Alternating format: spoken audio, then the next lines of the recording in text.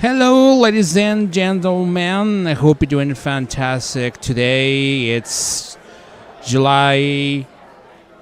No, it's August 18, 2020. August 18, 2026. I mixed up the dates. Sorry for that.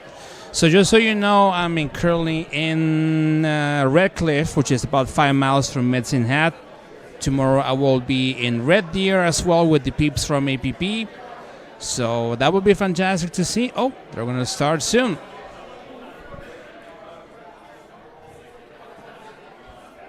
We're just going to give a 2-minute warning, so if everybody wants to grab their seat, and then we'll get the evening started.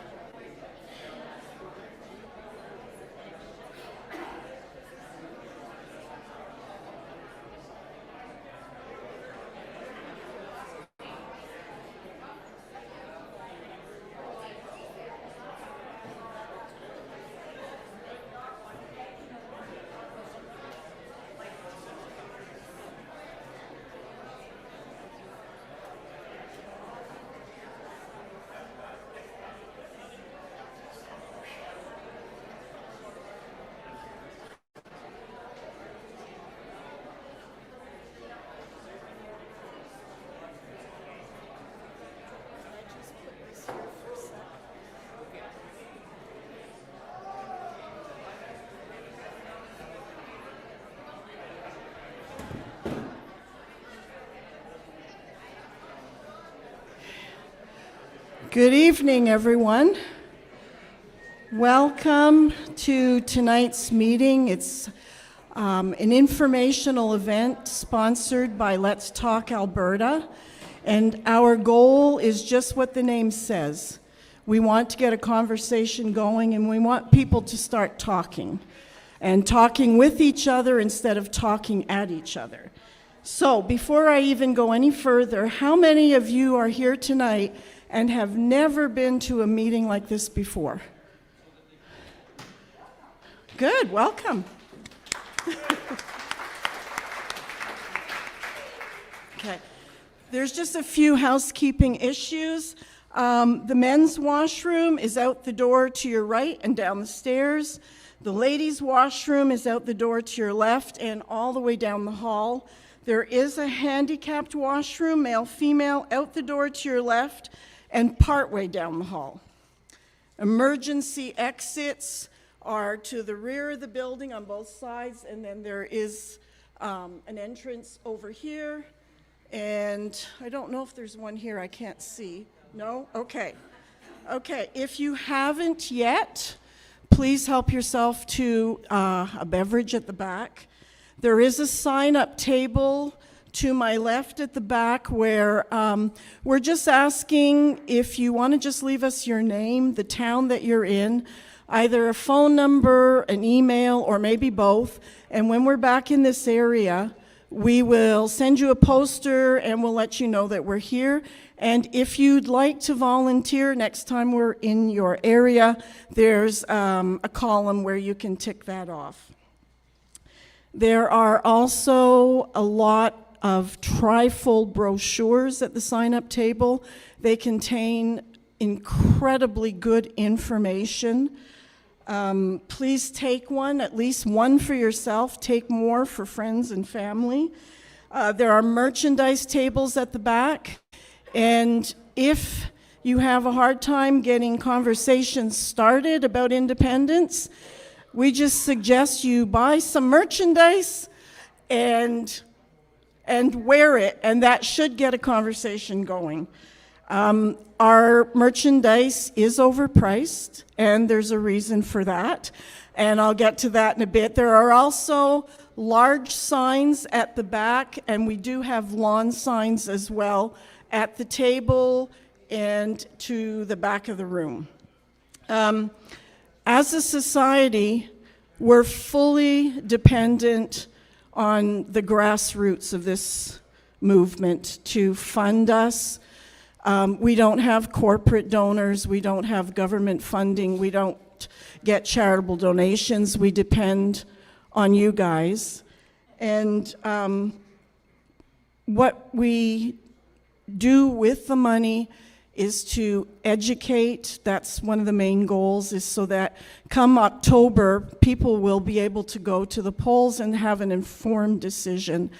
We don't pay our speakers, we pay for the venues, we do give gas money, and so what we get here will help us do the next one and the next one and the next one. So know that we are very appreciative of what we do receive from you, and we try to use it in the best way we can. Printing materials is so expensive, and I think Shane said we're going through 10,000 a week of the trifolds. So that's where the money goes. Okay, what else? So an event like this is to give everyone the opportunity to come together and talk about the issues facing Alberta, facing this country, and to have a safe place to do it in. We welcome every opinion, and later on, we're going to give you guys the opportunity to ask questions, to give comments. So it's not just, we're not just here to speak to you, but we're hoping that you will speak to us. In the question and answer period, if you feel that you're maybe a little shy to come up to the mic that we'll provide for everybody, come and see me during the intermission, and I can write your question down and ask you for it.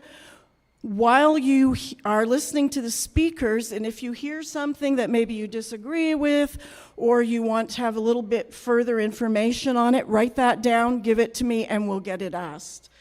Okay, so having said that, tonight, how we're going to do it is we're going to have 3 speakers this evening. We'll have a short break, and then the Q&A. We'd ask that during the time the speakers are up here presenting that you would hold your questions, hold your comments, and we'll give you ample time later on to do that. The 3 pillars that undergird our goals and values are faith, family, and freedom. And it was nice, I've seen a lot of t-shirts that have that same sentiment. We traditionally always begin our meetings in prayer, or we end them in prayer.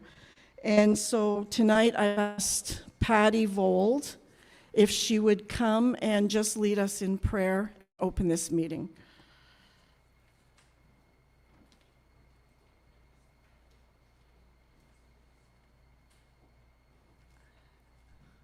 She's taller than I am. Before I do that, did anybody order flags from United Flag guy in Wetaskiwin, John Tompkinson? Please say yes, because I have a bag of flags for you. So come find me back at the LTA table. If nobody claims them, I'll have to phone. I'll text John.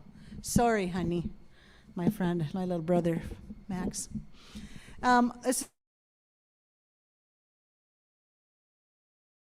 I was born in Brooks and grew up in Sandy. So if she thinks I know, do I know you? Well, she thinks we'll figure that out later. So if we just, we'll bow our heads and pray.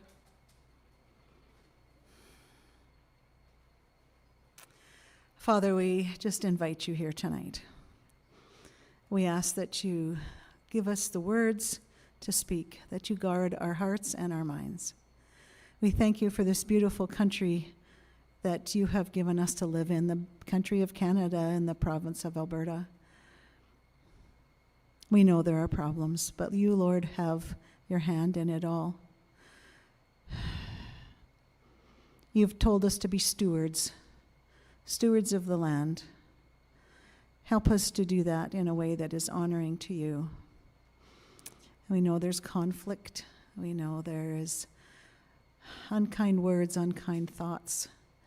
So, Lord, let us just be free of those tonight. And even if people have questions that they're unsure of, just let them have the courage to speak. Because through that, we get freedom. So in Jesus' name we pray. Amen.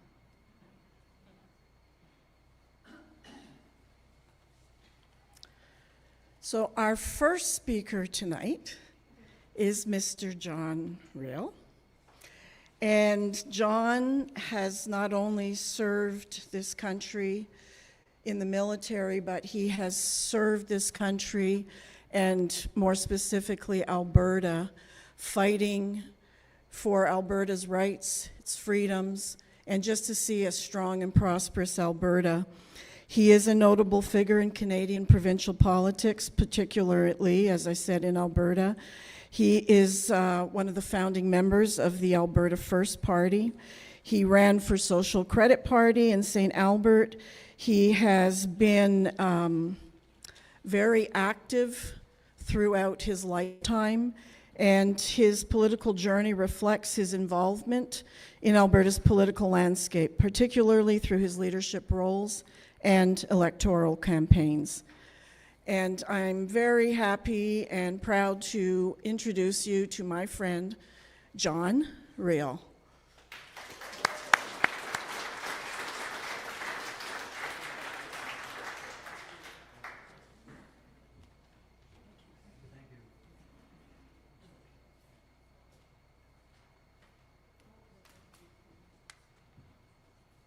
This is sort of like, I haven't seen this since the last time I was in church, where it fills up from the back to the front.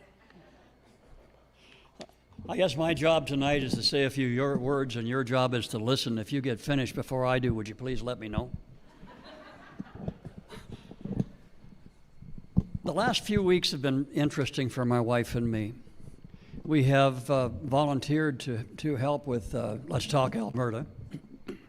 And we've traveled around this province in the last few weeks from all the way up to the northern border, out east, out west, and down south. And what I've seen in this province is just absolutely marvelous. We have a beautiful province. It is mind-boggling what I've seen over the last few weeks. The stretches of prairie up in the north, the prairie down here, the forests, the Badlands. We have everything in this province. We have so much to be grateful for. It's a wonderful, wonderful place to be. And I'm just thrilled to have the opportunity to speak a little bit about why I think we need to do some real serious thinking about our relationship with our federal government. Let me start. I really hate to talk about money, but I'm going to for just a very brief moment. I do believe that when the federal government proposed its first budget for 2026, that the expected deficit was going to be somewhere around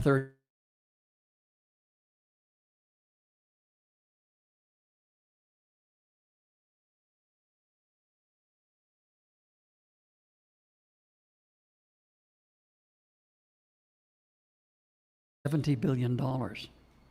It was proposed to be 30. It's now like almost triple what it was proposed to be. So our federal government is in really, really tough shape. Now, they handle that with a great deal of alacrity. They say, great, we don't have any money. How can we raise money? And the first thing they do is they find a way to tax us. And then, like, they say, gee, we're going to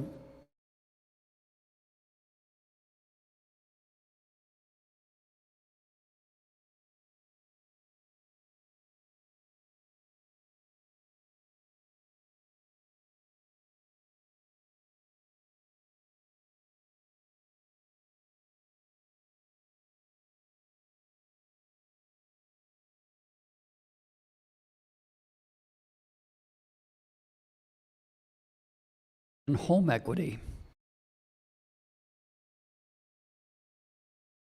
Their property. Not when you sell them, which would be bad enough because we've always had the ability to sell our primary residence tax-free because we don't get to claim any tax exemptions against it. But before you even sell it. So that's going to be scary. The other alternative they have is printing money, and every time they print a dollar, it makes your dollar worth less. That's what the federal government is doing to us. And by us, I don't mean just Albertans, I mean all Canadians. We're all getting, they hang on to the mine, we get the shaft. So it needs to change.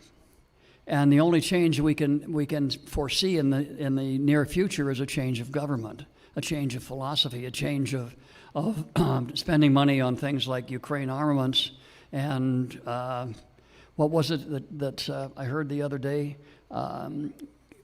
Gender-specific mine clearing in some place in Central Africa. I mean, gee, we have so many things that we want to do. Now, we have been a province since 1905. We've been a province with the same rights as other provinces since 1930. When we first joined Confederation, and we didn't join, by the way, we were conscripted, sort of like the Quebecers were in the Second World War. We don't want to join the Army, too bad you're in. We don't want to join Canada, too bad you're in. There was no vote. There was no plebiscite. There wasn't even a discussion outside of the Territorial Council. We just were blended into Canada by an act of Parliament. And the interesting thing about that is that act of Parliament occurred in England, not in Ottawa. So we have never, ever, ever been in this province in charge of our own destiny. We have never, ever had any influence over what our future can or should be. The number of people per MP in Alberta is about 127,000 people per MP. In the Maritime provinces, it's 68,000. Their vote is worth 3 times what yours is worth. If you remember the last election at 10 minutes after the polls closed in Alberta, the election was called as a minority government for the Liberals. Our ballot boxes hadn't even been opened. If you'll also recall, over the years, we've had all sorts of requests. We had Preston Manning. The West wants in, want to participate, we want to be heard. How did that work out? Didn't happen. So there's only one way that we are ever going to get any influence in Ottawa. And that way is to assert our sovereignty. Firstly, in line with the Constitution, the British North America Act, the New Westminster Act of 1931, and the Constitution Act of 1982. Canada was formed as a confederation. A confederation, by definition, is a loose association of independent states. That's what we're supposed to be. We're supposed to be independent states equal to all other independent states within this confederation, including the federal government. The federal government is not supposed to be our boss. They're supposed to be equal, with different responsibilities, with different areas of jurisdiction, but equal to us. How's that working out? I want to talk a little bit about the Trans Mountain Pipeline. My dad, after the Second World War, yeah, I'm old. Yeah, some of you are probably older than I am, but I'm pretty old. My dad fought in the Second World War. After the war, he came back to Canada, and he went to work for Trans Mountain, or actually for Canadian Bechtel, who built Trans Mountain. And then once the pipeline was finished, after spending 6 or 8 trips to the office of Trans Mountain, they finally said they got tired of hearing him beg and hired him. And he worked for Trans Mountain until he retired some years ago. Great place to work, wonderful company. Now Trans Mountain wanted to expand, so they did. And they decided to expand their pipeline from here to Vancouver, so they did. It was supposed to cost $8 billion to do that expansion. There were so many regulatory hurdles placed in front of TransCanada Pipelines that TransCanada eventually threw up their hands and said, we're not doing this. It is not economically feasible. So our hero, the federal government, stepped in and said, we'll buy it from you and we'll build it. I think they spent $40 billion building that expansion to Trans Mountain. $40 billion on a project that was supposed to cost $8 billion. Now that, who cares? I'll tell you why you care. Trans Mountain's not making any money because they are debt-ridden. That $40 billion became their debt.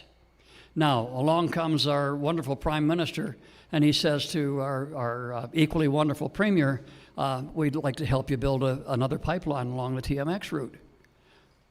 Well, okay, that's great. What would it take? Well, how about this? If you spend $16 to $20 billion in carbon capture, then we'll let you build that pipeline. Oh, okay, so we can do that. Then our wonderful Prime Minister goes to BC, who's adamantly, the Premier Eby is adamantly against any pipeline. I don't know why, because I guess just because. And he says, well, what's in it for me? So our wonderful Prime Minister says, well, we're going to pay you. You can have money for transporting the product across your province. Now, one thing to consider that's not a share of Alberta royalties, that money is an operational expense. It comes out of the pipeline before any profit is calculated. The likelihood is, given the amount of debt with that $20 billion in carbon capture and what it's going to cost to build this pipeline, is that the TMX parallel pipeline isn't going to make any money either. The only one that's going to make any money out of it is Eby in British Columbia and the federal government through federal income tax to the oil companies. It's not a project for Alberta. It's not a project for Alberta at all. It's a project for the federal government. This is the way things have been going for 120 years. Louis Riel said at his trial in 1885 that the federal government didn't listen to the Northwest Territories Council. And not only that, the Northwest Territories Council didn't listen to the people of the Northwest Territories either. He said, they're the same. Nothing has changed. Now, here's what I've concluded from that. There's a lot more I'd like to say. Hopefully we get some really interesting questions during the Q&A, because there's a lot more information that I have I'd love to share with you. But here's where I am right now. In this country, we have 2 levels of government, not 3 or not 4. Municipal governments don't really exist. They're just an arm or a function of the provincial governments. We have 2 levels of government. We have federal and provincial. And we get to vote for provincial representatives and federal representatives. Now, our federal representatives have absolutely no power. They could never go to Ottawa, and it wouldn't make a whit of difference in what happened there, because they have no power. But having said that, we still elect them to the federal government. We also have senators that we're supposed to have in Ottawa that look after regional interests. I think we have 7, and the Maritimes have 24 or 25 or something like that. So we don't have any electoral power in the federal government. What we do have is electoral power in the provincial government. We have, I'm going to steal a little bit of my friend Benoit's thunder here. Quebec is sovereign within Canada. Do you know why? Because they demanded it. They said, this is the Constitution, this is our area of responsibility, these are our rights, federal government, go away. And they made it stick. We could do the same thing too. At a meeting in Red Deer a couple of Wednesdays ago, I happened to say to the Premier of Alberta, Danielle Smith, I used one of Ben's lines, sovereignty will not ever be given. Sovereignty is not given, it is taken. There are a number of things that our provincial government could do to take our sovereignty in accordance with the existing Constitution, even short of independence. Now, personally, I favor independence. Even as a former military guy in Canada, I favor independence. I think we've had enough of this BS.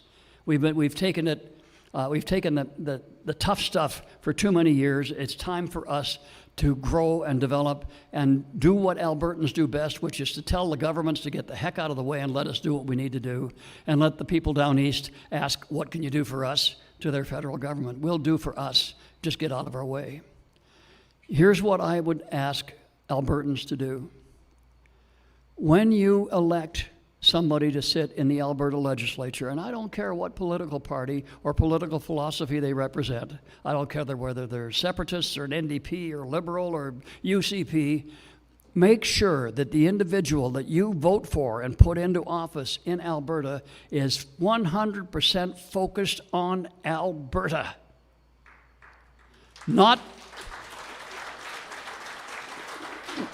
We do not need Alberta politicians worried about Canada. We send people to Ottawa to do that. We need provincial politicians who are 100% focused on Alberta, and we need premier and cabinet members in Alberta who are 100% focused on Alberta and Albertans. Now, that's our job. Like my friend Chris, I believe that independence in Alberta is necessary, and I also believe it's inevitable. It will occur. Whether it will occur in my lifetime or not, I don't know. I'm getting on. I had trouble with the stairs. So whether it occurs then or not, it will occur at some point. Hopefully it occurs before this becomes an absolute disaster.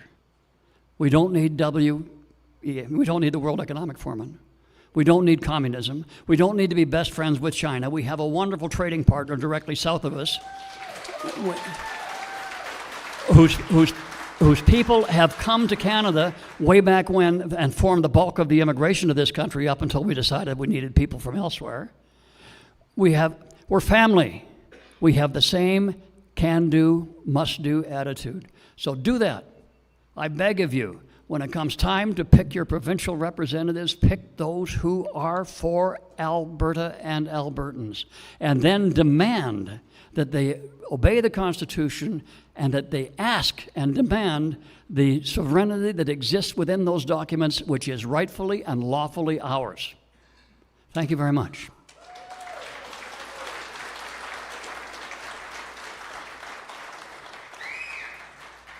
I forgot I'm supposed to introduce my friend Benoit. Benoit is a transplanted Albertan, and that's fine with me because I was born in British Columbia.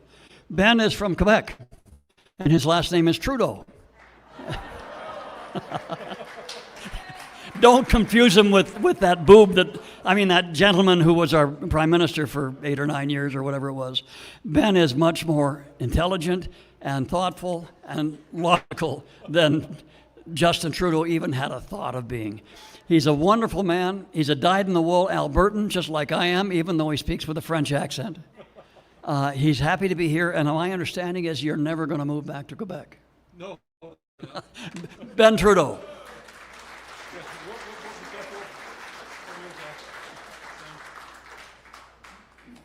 Yes. Good evening. So to clear out the atmosphere on my name right now, yes, I'm related from 1648, so 14th generation back. Beside that, I hold a very nice picture of him on my phone that says, I received my IQ test today and it came back negative, and he's very, very happy with it. So that's what I think of that individual. I believe it was the worst prime minister this country ever saw or ever dreamed of. And second only to know, he supplanted his father, who was the worst before him.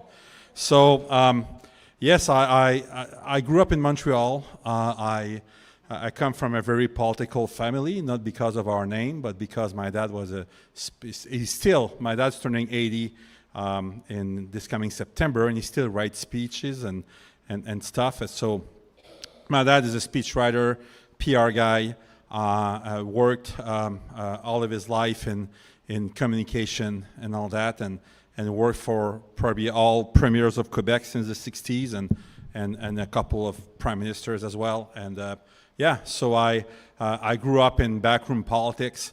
I grew up in a very politicized environment.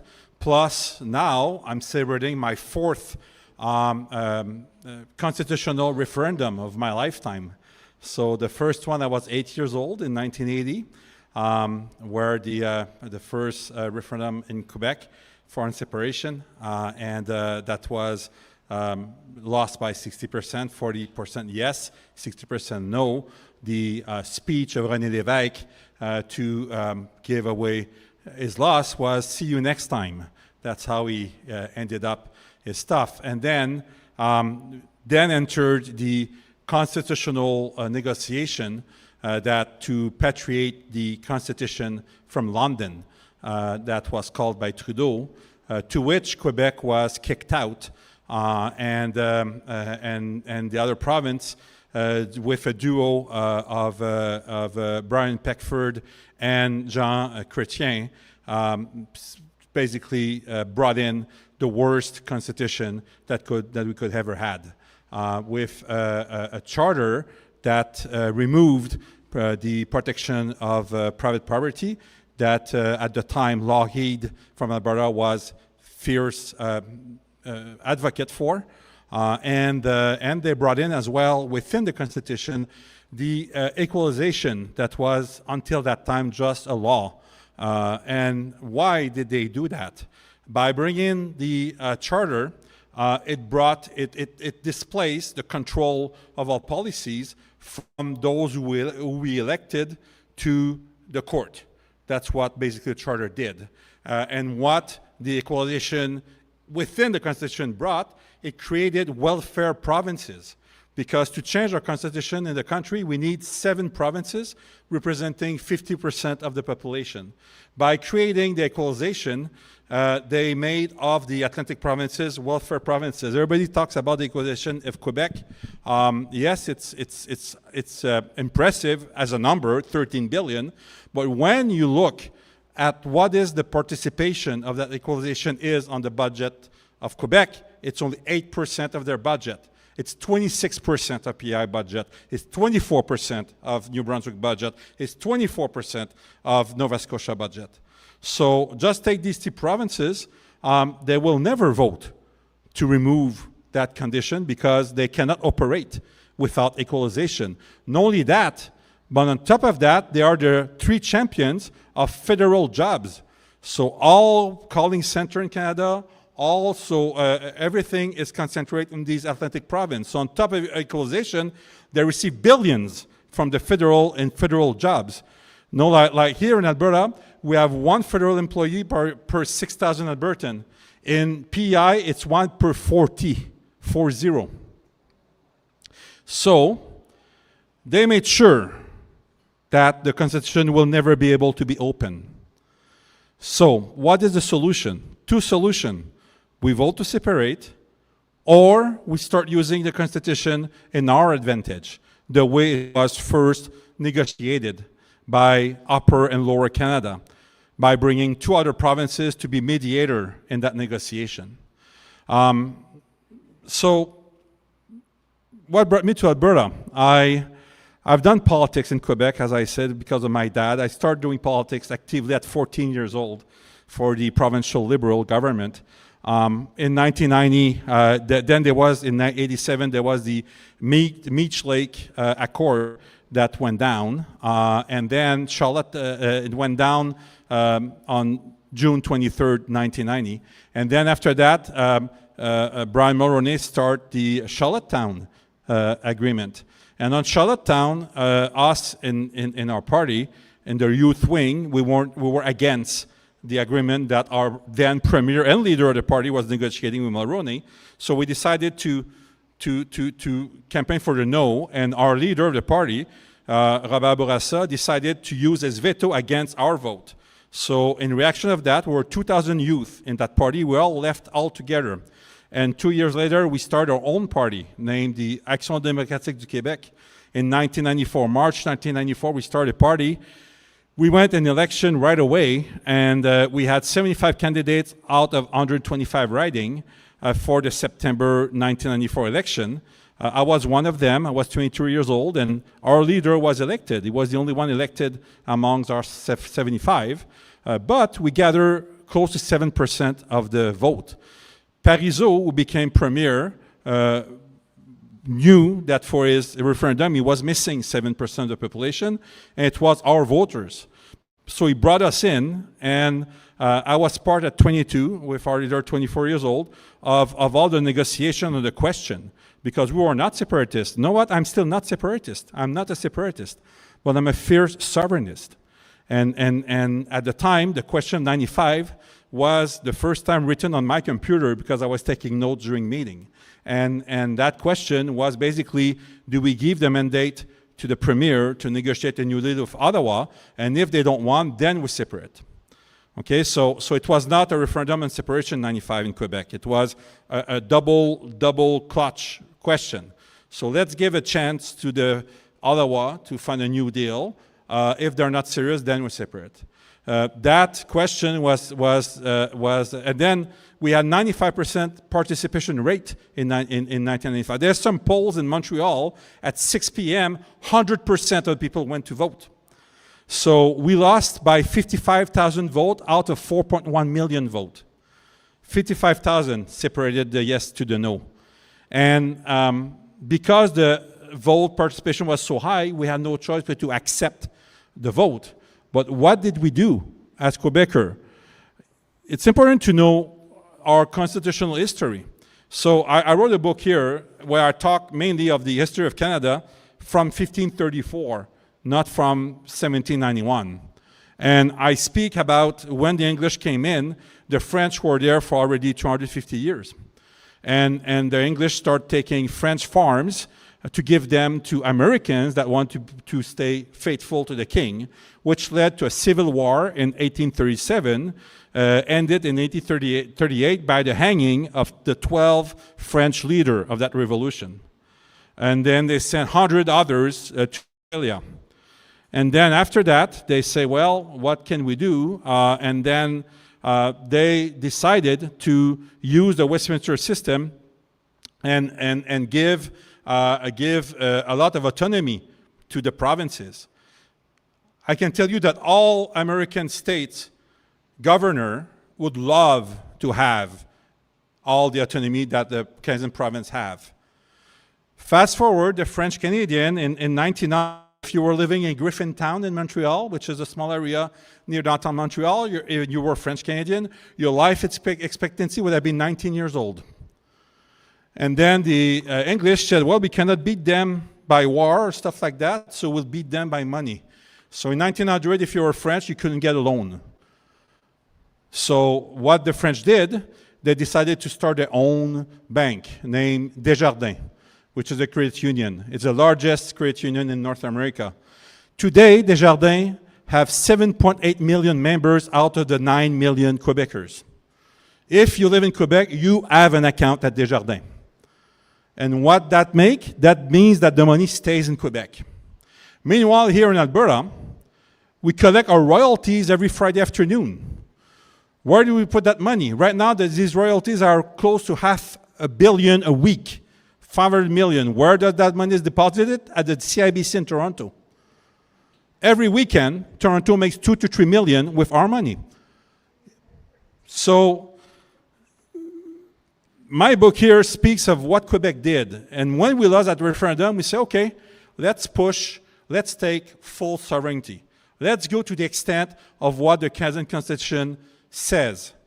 And the Quebecers are the champion of the Westminster system to get their sovereignty.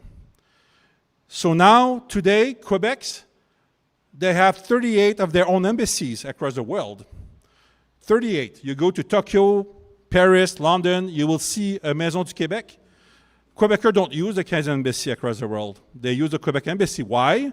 Because there's a principle that leave every province the right to negotiate their own economic agreement and to promote themselves independently from the federal. Quebec controls its own immigration. And how do they control it? By choosing who comes in and when and how. In 1981, I have a sister, she's Vietnamese, both people. We adopted her in 1981. I was 8. She was 13 when she came home. In 87, my dad worked to bring the rest of her family, so her parents, the rest of her sister, brothers, down to Quebec. So they came in as refugees. What do Quebec do when they receive refugees? You go to a 5-day class where we teach you the history of Quebec, the culture of Quebec, and then at the end of that 5 days, you need to sign a social contract. A social contract saying you will respect the culture, you will respect this, and if you don't want to sign that social contract, no driver's license, no health care, no social program, go to Toronto. And this is exactly what the dad of my sister did.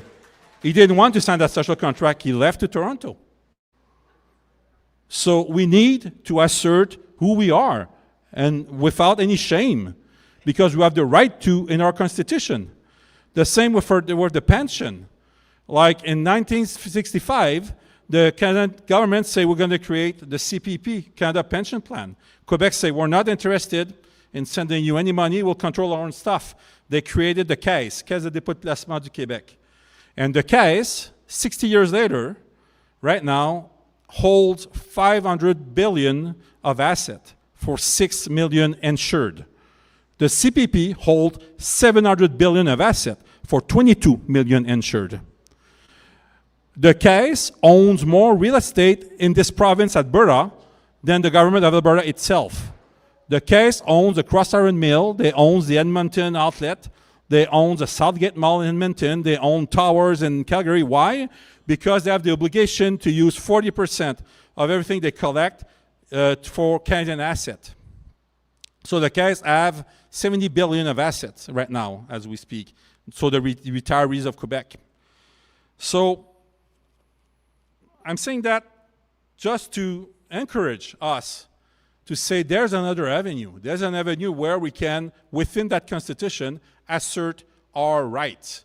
So after writing that big book, the end is 1/3 of it is mainly reference, but I decided to do like subject-specific stuff. So I wrote a little one on equalization. So Quebec right now receives 3.6 billion more than what they should because they use the way the equalization is calculated and give back to their people instead of giving back in the federal pot. We can do the same. This is what that book explained. Canada Pension Plan. So I believe why everybody wants to keep the CPP is because nothing has been proposed for the APP. They wrongly say, oh, we wait for numbers. We don't need to wait for numbers. We're paying $3 billion more than what we pay every year in that Ponzi scheme of the feds. So this is a plan to create our own plan, our pension plan. My third one is Canada Revenue Agency. The other thing they will tell you, well, we won't collect our own taxes, which Quebec is doing since 1954, by the way. And this is constitutional, so the right to collect taxes is provincial.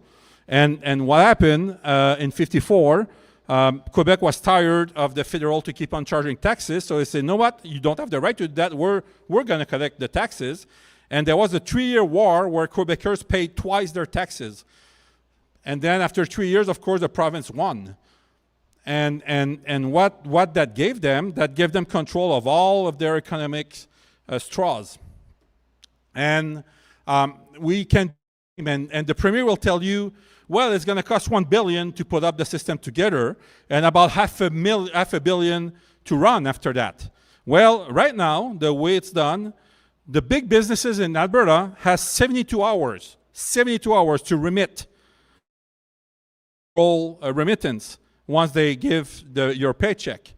And the federal has 24 months to send it back the way they want it and at the level they want it. Just in lost interest on the cash flow they keep from Alberta, that represents $600 million a year. So that means that if we spend $1 billion to create our own revenue agency, and then $500 million to run it, the $600 million, the interest alone will pay for everything and bring back our initial investment within 10 years, which is shorter than a mortgage on a house. My last one is very interesting. My last one is about EI and about all the other stuff where we overpay because we are the richest and the youngest. And while I was doing my research, I found out something very special. There's a law, there's an agreement with EI that has been made in December 1996, negotiated by Alberta and signed by Alberta and Ottawa. It was the first agreement with EI in 1996. When Quebec saw that, they said, oh, I like what the Albertans did. We'll sign the same thing, which they did in February 1997. Well, today, with the Alberta plan negotiated in 96, they get 500 million more than we get with our own plan because we're not using it. So again, this is something that and then we pay for jobs outside of the province. So this explains how we can get stuff back. So these four are based on the 30 billion that we leave on federal table every year, more than what we receive in stuff. If we do what's within these four I call them plaquettes, which is a French term, and I find it quite cool, but I don't know what you think about it. Maybe just booklets. So in this four plaquettes, if you just do what is in there, we will leave 22 billion less on the federal table, and it would bring to you, Albertan taxpayer, directly in your pocket, over 3.6 billion more per year. Instead, and again, this is not changing our budget. This is not moving everything, just asserting, changing the way we do stuff, and controlling our own stuff. Anyway, I will end with in all my reflections. So I came here. It's politics that brought me here. I was the assistant of Minister of Canada Economic Development for the region of Quebec under the first Harper government, with my office in Montreal and Ottawa. I was managing 4.3 billion of grants given to Quebec every year. The Prime Minister at the time, Mr. Harper, asked us to do link with Alberta that was booming, and this is what brought me to Alberta. I came here for the first time on April 2nd, 2007, to have a breakfast with our Premier, Mr. Stelmach at the time. And that same morning, I had to resign, so I decided just to move here. I met my wife here in 2011. We have 4 kids, all born and raised in Alberta. She already had 2 kids that became mine, and we have 2 kids together. And now I just learned that I will be a grandpa from our daughter being pregnant, so I'm very proud of that. So if you ask me, no, and I was never raised to be Canadian. I was raised as a Quebecer, so I don't know how to be Canadian. So I became Albertan instead. And I said, okay, how can I say that I'm Albertan the way I speak, and having moving here like that late in my life? And I said, well, I believe there's heartstrings that we can identify the Albertan culture, and we need to assert that. We need to say, this is who we are, this is how we function, and if you want to join this society, this is what you will need to respect. So I came with 8 heartstrings. The first one is enduring moral compass. Judeo-Christian values define our laws and identity. Heartstring number 2, herd equality. So merit matters, not identity markers. Heartstring number 3, hands-off freedom. Small government, stay in your lane. Heartstring number 4, pioneer grit. Family-centered, self-reliant, property-respecting. Heartstring number 5, real leaders, real results. So builders, not spenders. Conviction, not corruption. Heartstring number 6, wise land guardianship. Sustainable use by those who live here. Don't tell us how to manage our land. We know very much how to manage it. Heartstring number 7, move or die accountability. Self-reliance, personal responsibility. And heartstring number 8, proud Canadian Albertan, honor the past, defend the future. And I believe this is what defines an Albertan.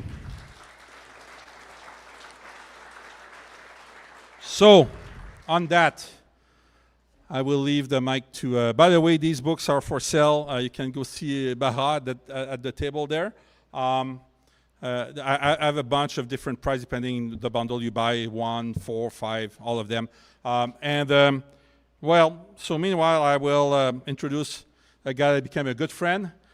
We met in troubled time. We met in a time where I got very involved because a premier changed his mind on a vaccine mandate, and it took about 3 days for my wife to scrape me off the ceiling. And he became a good friend. I'm honored to be part of the group that he put together, and I'm honored to be considered his friend, Chris Scott. Thank you.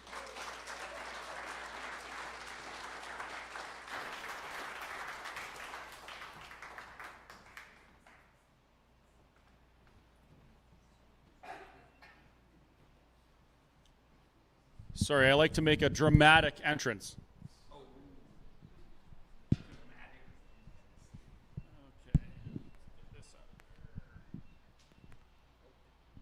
You know that? Okay. So the reason I move everything away is so that if someone asks me a tough question, I have an easy exit. Just kidding. I just want you to know that I'm real and not an AI holographic projection or something. First of all, I want to say thank you all for coming out tonight. It's wonderful to be here again. This, I think, is the third or fourth time I've been in this venue speaking on this subject. Now, what I've spoken about has changed over the years.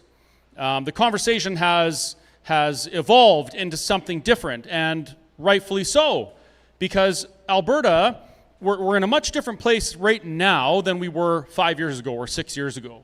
5 years ago, we had some rumblings about Alberta independence. The Alberta Prosperity Project started in a shop in Nisku where we had to meet in secret, because if the government had found us, we would have been arrested or fined or jailed or whatever for meeting, because we weren't allowed at that time. And it was kind of it wasn't something that a lot of people talked about. I mean, the facts have always supported my opinion that Alberta independence is necessary and inevitable. I believe the facts support that. But the conversation around it hasn't really been what it is now forever. Like, this is kind of a first for Alberta.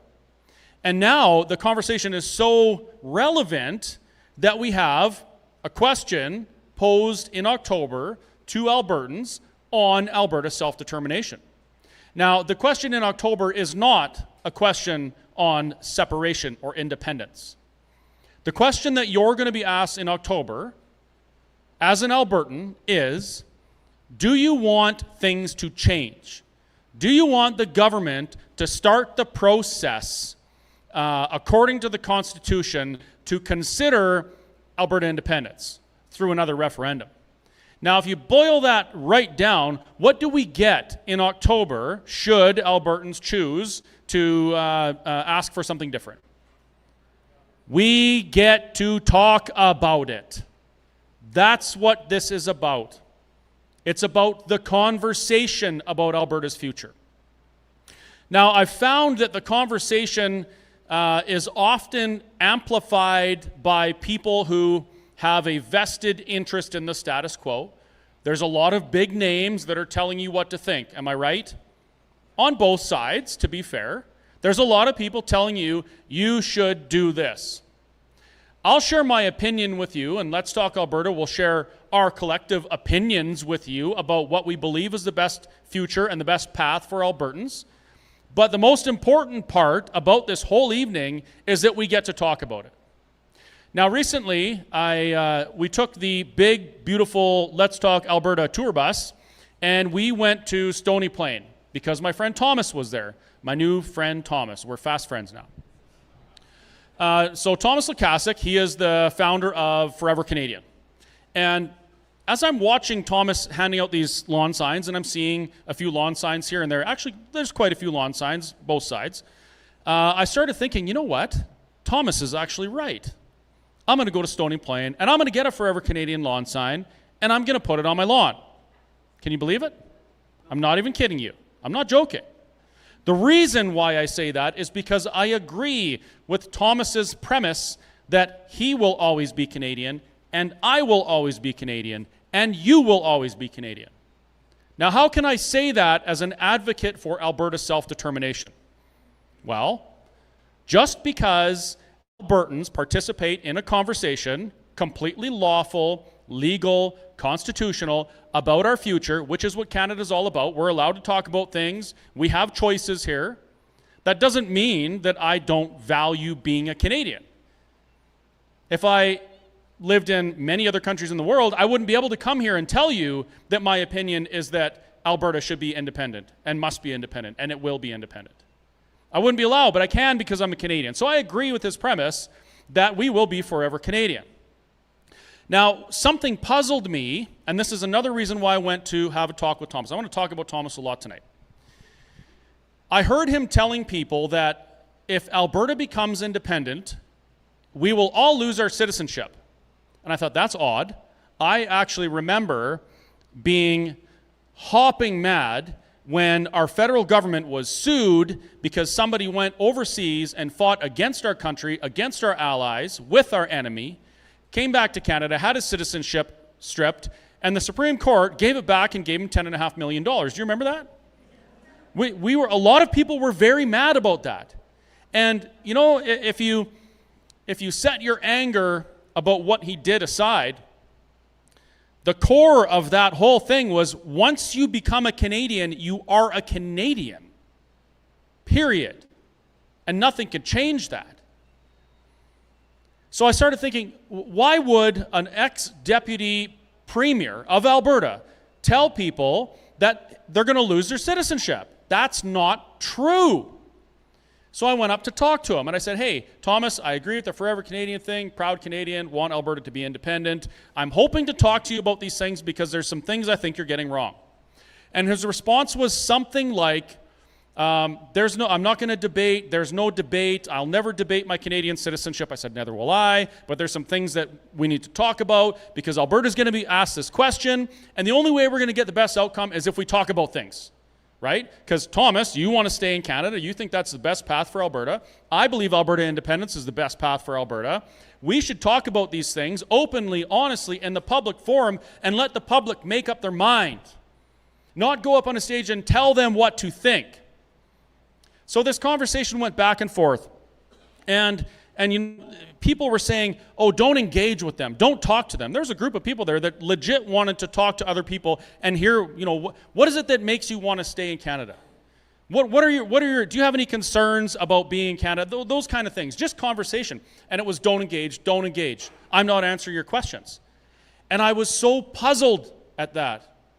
Because if we're going to be offered this opportunity to answer a question on restructuring our relationship with the country, is that not an important conversation to be had? Since when is it dangerous?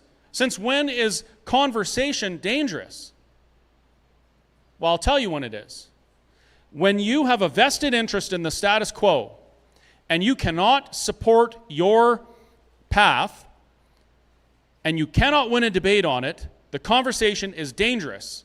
When you know you can't win a debate, when you know the conversation, if had openly and honestly, will inevitably lead to a conclusion you don't like, that conversation is dangerous.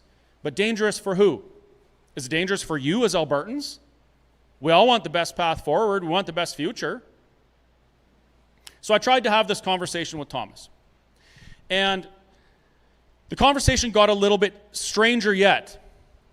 Because I said to Thomas, please tell me what mechanism it is that Albertans can be stripped of their citizenship for exercising their democratic will. And he said, well, I'm not going to do your research for you. You need to talk to some constitutional lawyers. And I was like, well, I've got 6 of them in my phone. I called one right away and I had a conversation with them. There is no mechanism that can happen. And I kind of got him into that part of the conversation. Well, what you are saying isn't true and it can't happen. And I said, the only way that can happen is through an act of parliament. If Ottawa legislates this through the Citizenship Act, which is a part of it's in the Constitution. And you know what he said? If Alberta chooses independence, this is what he said, I will make sure that every Albertan is stripped of their citizenship. Because, verbatim, because you don't get to have a divorce and then go over there for supper. Well, guess what? I've been divorced twice. And I've had lots of meals with my ex-wives. Why? Because just because we decided that we didn't want to be in that relationship did not mean that we weren't human beings and could treat each other as such. Yes, Yes, it was difficult in the beginning. It wasn't smooth sailing. There was things to get past. But we did. And for the greater good, we would sit down and break bread. We would eat cake. We would have cake and eat it too. That was he said these things three times. You don't get to have a divorce and then go over for supper. Yes, you do. You don't get to have your cake and eat it too. Why would we have cake if we're not going to eat it? These are the talking points that I encountered. And it was never an actual debate or a conversation about these things to get to a better outcome. It was shutting down of the conversation. And then when somebody came and did the whole, hey, your mother's calling, you need to come over here because your mom's calling and you need to talk to your mom, just to get away from the conversation, I kind of, he walked away and I left there kind of feeling stunned. Because if somebody is going to advocate for something and tell Albertans that one path is better than the other, should they not be willing to talk about it? I believe Alberta independence is necessary and inevitable. We've done 90 meetings just like this, where I go in front of a crowd of people and I share my opinions, and then I invite you to challenge me. Tell me where you think I'm wrong, because I want the best outcome for Alberta. And I know I'm not going to get it if I refuse to have the conversation. Another thing we do, specifically with Let's Talk Alberta, when I see a politician gaslighting you, which is what our politicians do, correct? It doesn't matter what side they're on. When I see our politicians gaslighting you to get you to support something that is detrimental to you, or just maybe it's not good for you, but it's good for them, I write about it. I sit down and I think about it. When our premier says, Alberta independence, it's just not economically viable because it's going to cost $400 billion, and then it's going to cost $80 billion a year. I spend some time scratching my head, wondering why I've been abandoned by my conservative government.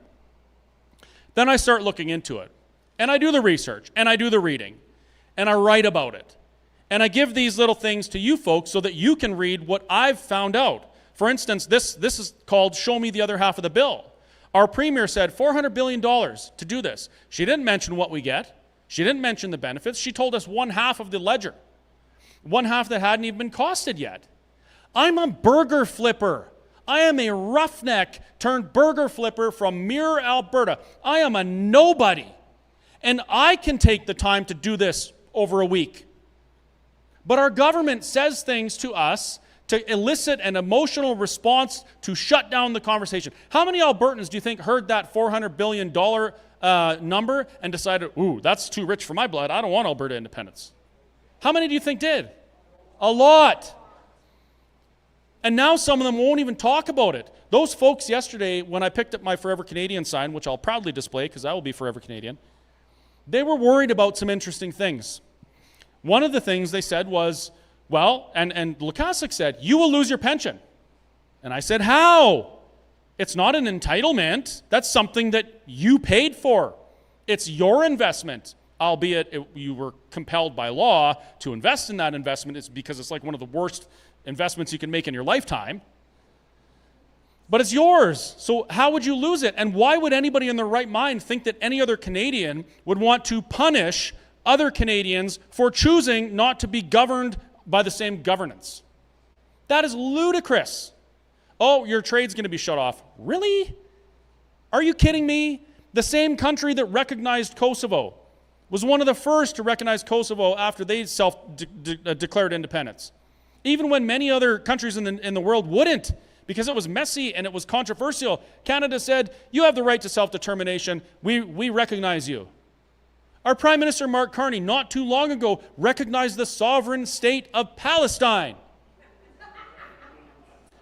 They want to be sovereign and self-determined. I don't agree with everything they do, for sure. But if the people want to self-determine, who is Mark Carney or anyone else to say that they shouldn't? And this is a country that Thomas Lukasik would have people believe would punish Albertans for removing themselves from the boot of the federal government that they haven't been able to effectively influence or affect in 120 years? I don't think so. I think there's more Canadians cheering Alberta on because guess what? Albertans aren't the only ones that feel this way. In a country of 45 or 50 million people, whatever we are now, it increases really fast, not because anyone's having babies. In a country that large, there's a lot of people that are not happy with the way things are going. There are a lot of people of faith who are beside themselves over Bill C-9, wondering what it means for their religious expression. Bill C-9, if you don't know what it is, it's the hate speech law, and they removed the exemption for religious speech. So if somebody preaches out of the first 4 or 5 books of the Bible and says something out of there, and someone finds it offensive because it contradicts their lifestyle, they can be fined or charged or whatever.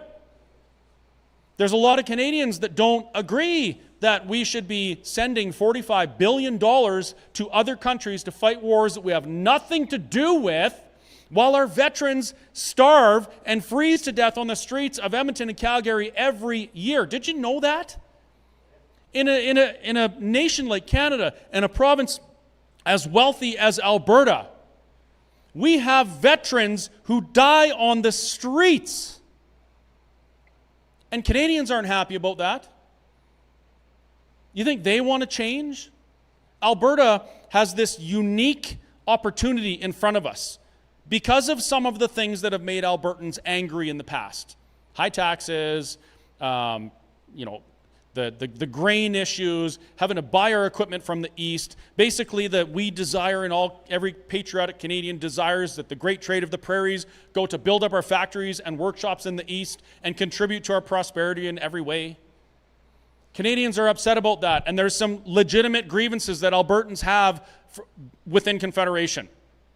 And those things have gotten us to a point where eventually enough people said, enough is enough. This is the 3rd federal election where we watched as they called the election and we had just left the polling station.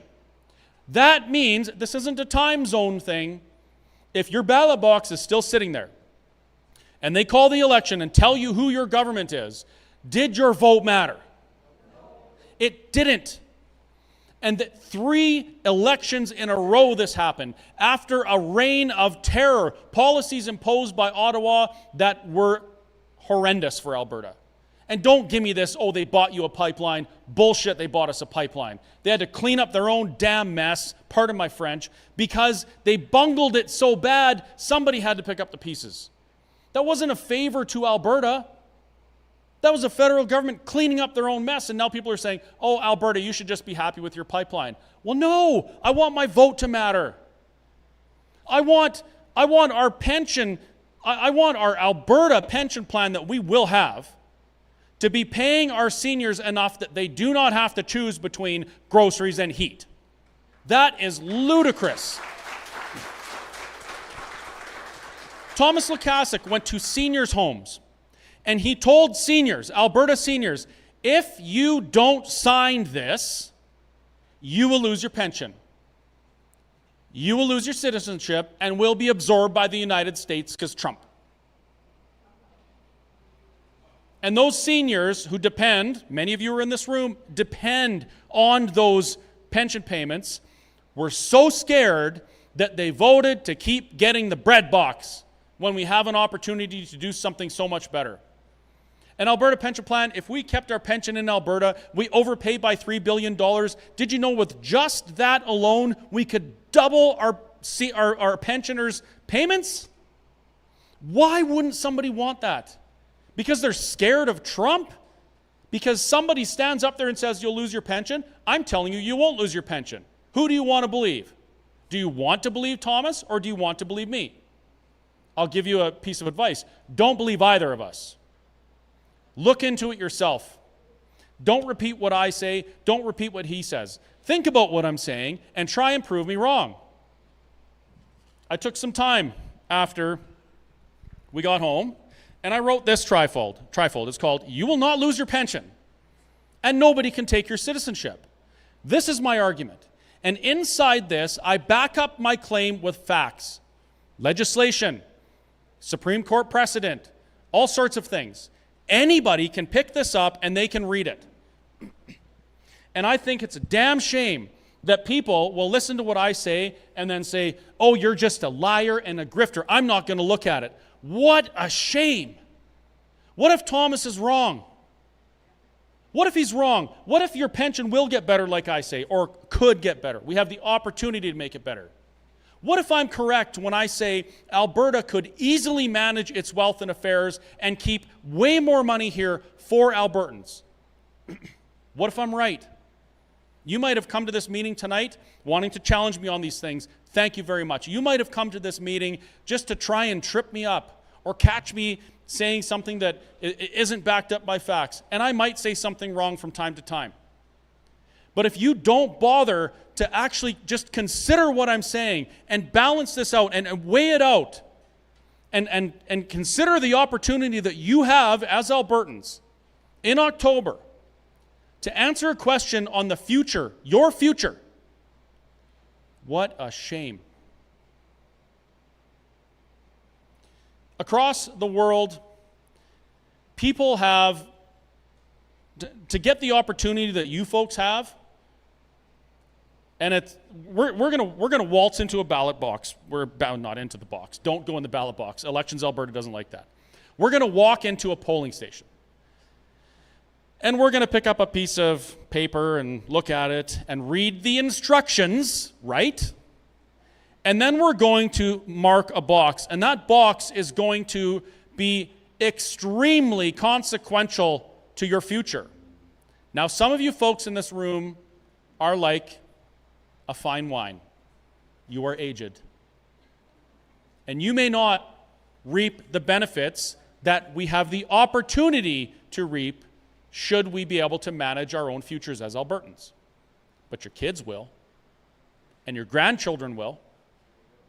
And if you don't weigh both options and consider them carefully, and instead you let somebody tell you what to think, and you go into that ballot box and you tick a box that somebody else told you to tick, your kids and your grandkids will live with your choice. And across history, this choice hasn't necessarily been an easy one to get. Millions of people from time to time have died to be able to answer a question on self-determination. Do you know how amazing and how lucky we are to be offered that blessing? We have a moral obligation to have the discussion. When Alberta tells the government in October that we want to have this conversation, we get to talk about these things from a position of strength for the first time in 121 years. And Albertans get to decide what our future is going to look like. That's a big deal. But it is not without precedent. I'm going to close with this. I should have closed a long time ago. I think I'm way over. Since 1990, something like 38 new nations have been formed. In the last 100 years, we went from 50 nations to 183. Across history, countries inevitably get smaller. Why? Because as a society grows, not everybody wants to be governed the same way. And it's responsible to have the discussion and decide if you want to continue both being unhappy or go your separate ways and then have dinner together after. 50 nations to 183. 38 new nations since 1990.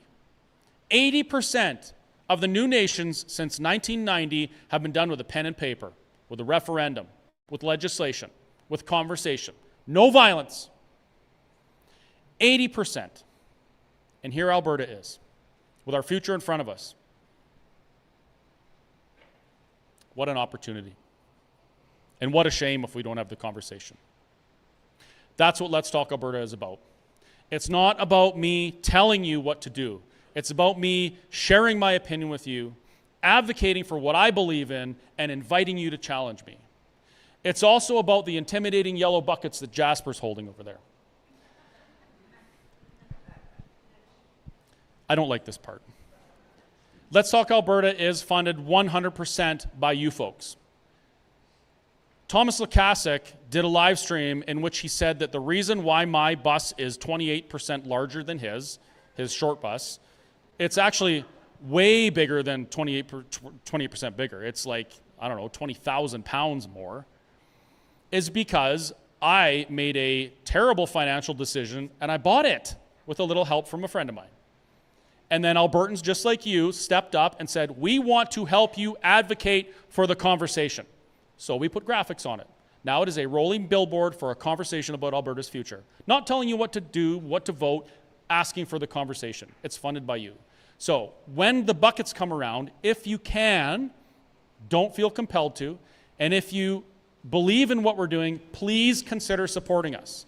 And if you're the person beside you, you can also contribute to the Freedom Canada podcast. You can send an e-transfer to go@freedomcanada.net, or you can send a super chat on YouTube or a star on Facebook. That will help things go in a little forward. And thanks for your time and your patience, and thanks for tuning in. I try and be very comedic about this because I really don't like asking, but if we didn't ask, we wouldn't be able to do these events. So thank you very much for your support.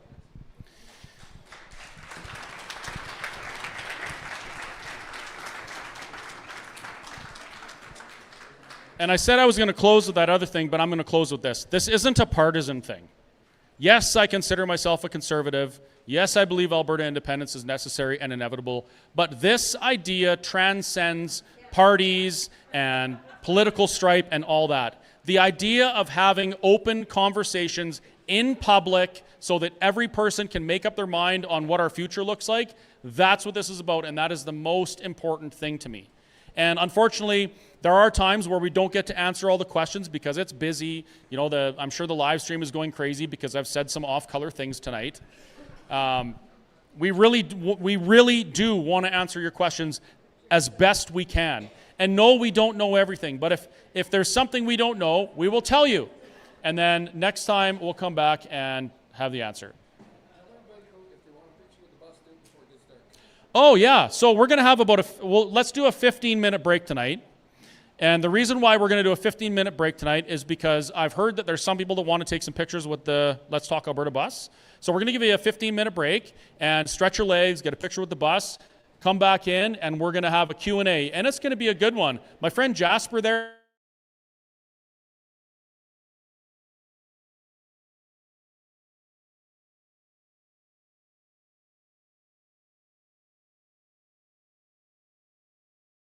and you don't want to get up and ask your question in front of everyone.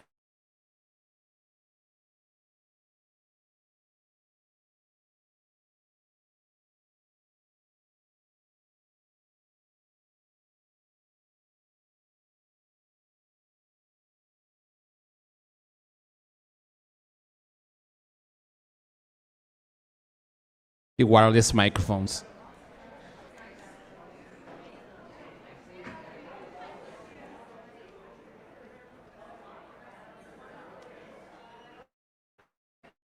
So I guess we're going to the intermission period, and we'll see you in a bit then.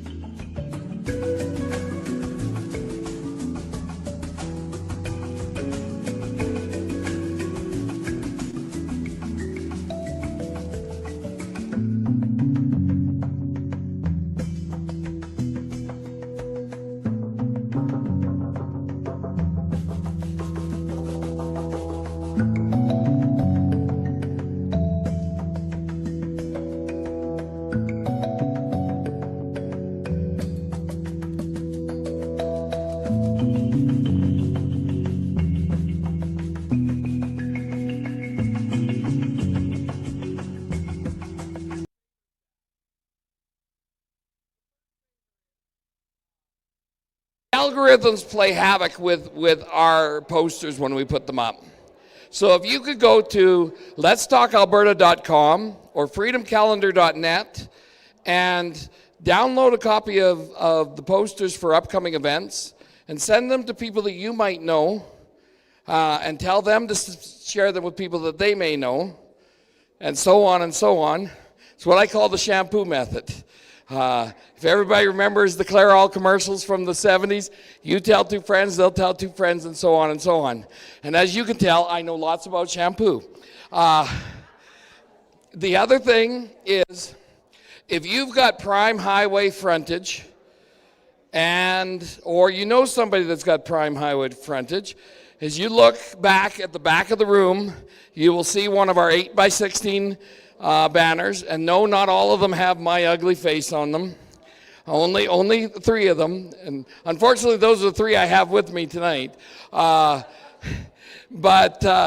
we also have the 4x8s, and we really need to get them up on highway frontage, especially on Highway 1, Highway 16, and Highway 2. So if you know anybody that's got prime highway frontage, come see me and we'll get it arranged to get one of those big banners up. And the other thing is, they mentioned it already, but there's the merch tables at the back. There's the Whistle Stops table. There's Let's Talk Alberta has a table there as well, and so does Bahra has a table there as well. So if you felt like grabbing something and looking good in blue, go check it out. Okay, well, I will ask that the speakers come forward, and we'll get started with the Q&A. And I will hand this microphone to Jasper. So during the Q&A session, the way it's going to work is that Jasper will have the microphone. Jasper over here on your right side, he has the Q&A microphone, okay? So just so you know, this is being live streamed right now. So by speaking on the microphone, you consent for your questions to be aired and become public domain. If you do not want to speak on the microphone, Sandy over there, she can take your questions on a written format and will ask you on your behalf.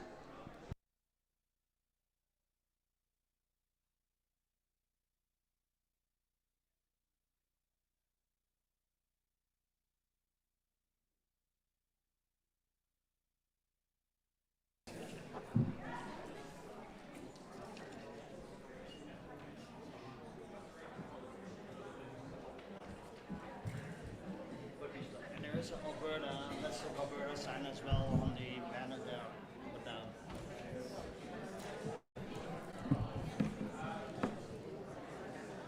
So for the questions, if you have questions verbally, just gas the microphone to Jasper and he will come to the microphone to you.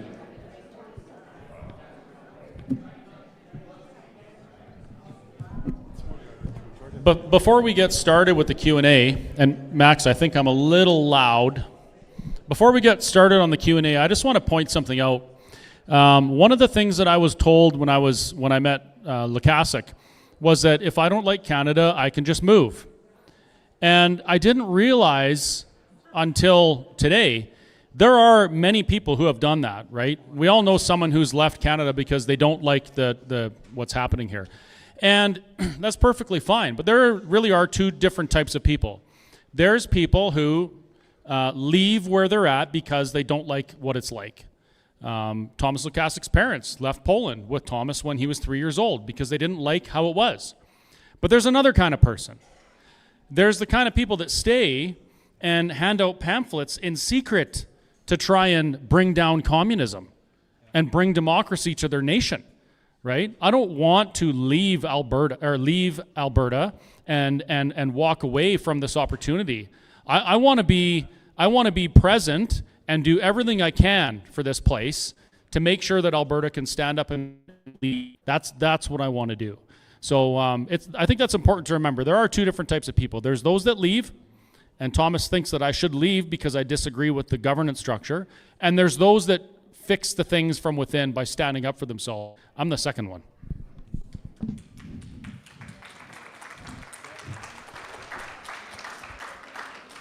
So if you've got any question, I will come over to you. This young lady over here came over to me, so state your name and your question.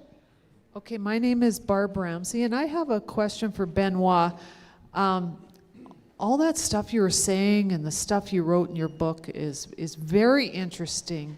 And my question is, if all these things are allowed in the Constitution, why in the world have we not done them? Like, why? Like, who's getting the payoff? Why would we not proceed with even one of them? That's my question. It seems common sense to me. I believe it's the result of social engineering of the prairies, the way Clifford Sifton managed to choose the immigration to constitute the basis of the prairies in the late 1800s, early 1900s. I believe that's one of the reasons. The other reason is that I believe that it developed a political class who always saw the federal as superior as them. And there's some example, like the longest lasting premier of Alberta, Ernest Manning. What did he did when he retired? He was named senator in Ottawa. It was kind of a thank you for your service. Here, come to Ottawa now in the big league, and come admire the view from here. And I believe it did develop, it did created a political class of Alberta who always thought that Ottawa, and now even the judicial system, we can see it by the reaction of a judge making a judgment against 200,000 citizens that sign a petition, has more power than the citizens themselves. I believe this is that demonstrates the how our political class in this province deal with both judicial and federal things.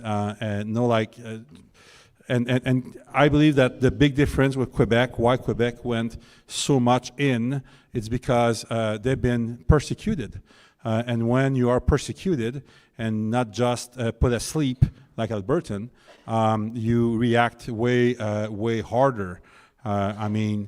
So much that since 1978, for instance, when I speak about even judgment, in Quebec they are at the 5th round at the Supreme Court on their regulation on French speaking in the province.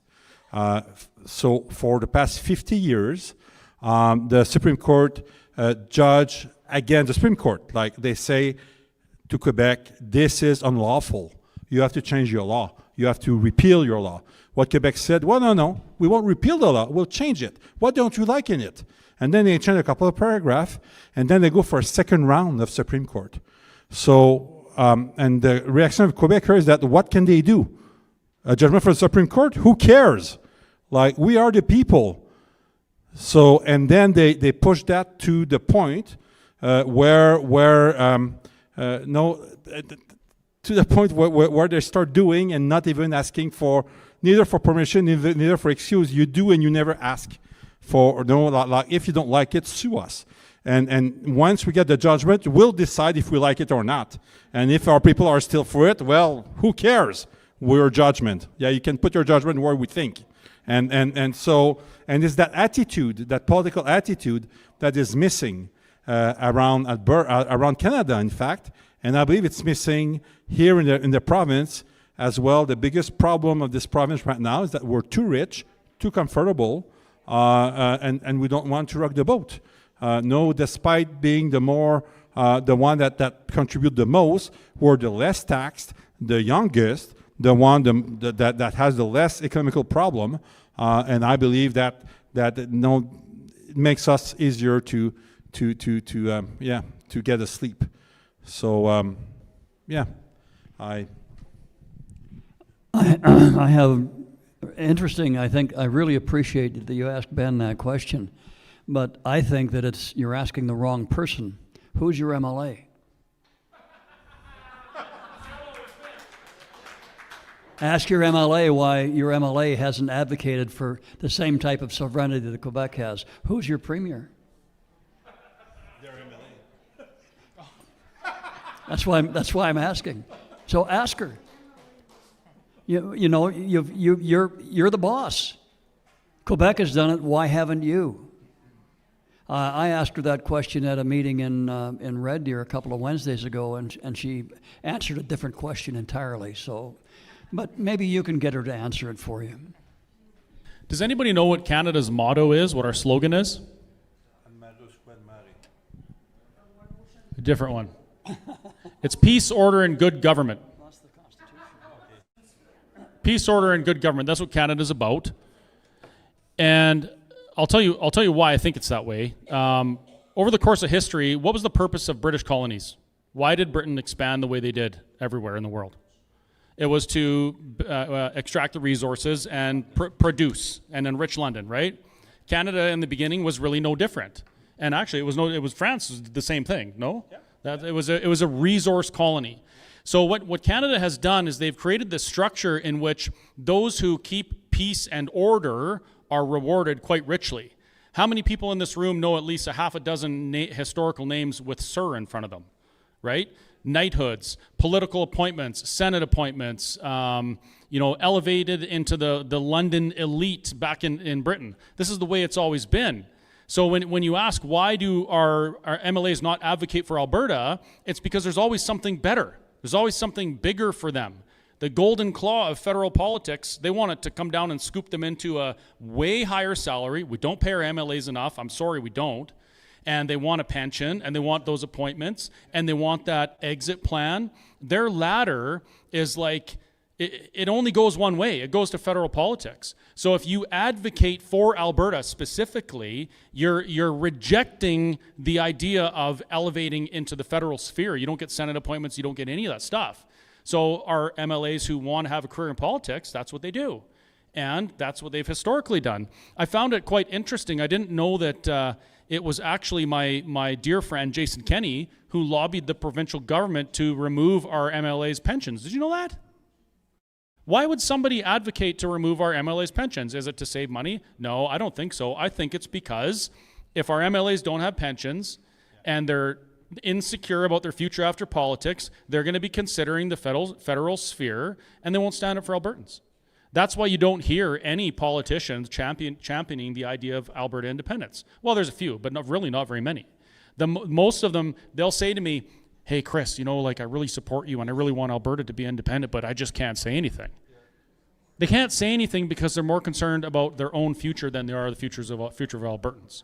And that's not to say, I'm not trying to condemn them, because all of us as individuals, we have a tendency to do what protects us or puts us first, even if it's subconsciously. So we might, from time to time, think we're doing the best thing, but really, it's the thing that benefits us the best, and we just justify it through that. So that's my opinion on that. Okay. Yeah, the other thing about just on that, when a provincial politician don't have a pension, they will work their way out with private corporation that can afford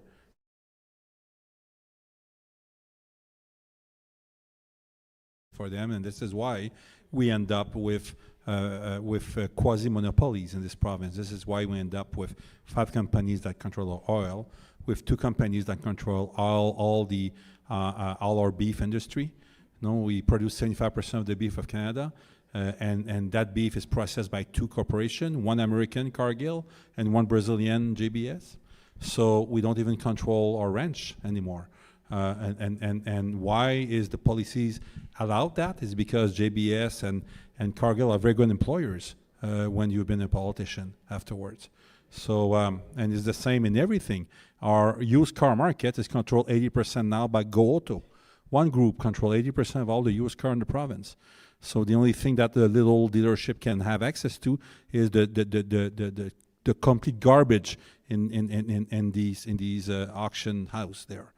So anyway, so our province is prone to let go the control to very specific group that then lobby our MLAs by promising them a way out after their 4 years. Thank you. First of all, I'm a brand new Albertan. I've only been here for a month. And I love it. It's so nice to live in a province of which I can be proud. I was living in Victoria, British Columbia, but I'm originally from Northern Ontario. I lived 2/3 of my life in Sudbury, Ontario, and for 26 years I lived in Victoria.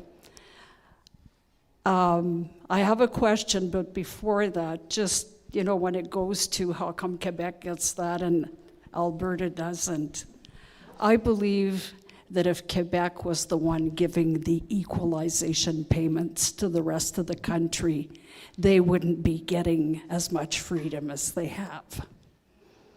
They don't want Alberta to go because Alberta is the golden goose. No, I will correct you on that. Quebec. Just look at equalization. No, That's your answer. No, that's not so. I don't no, agree. Okay, no, we'll agree to disagree on that. Yeah, but I will explain you that's not something. my question, though. But I will just explain something now. You speak about Quebec and equalization. There's no Quebecers that knows about equalization. None. Nobody in Quebec speaks of equalization. They're not aware of it. Truly.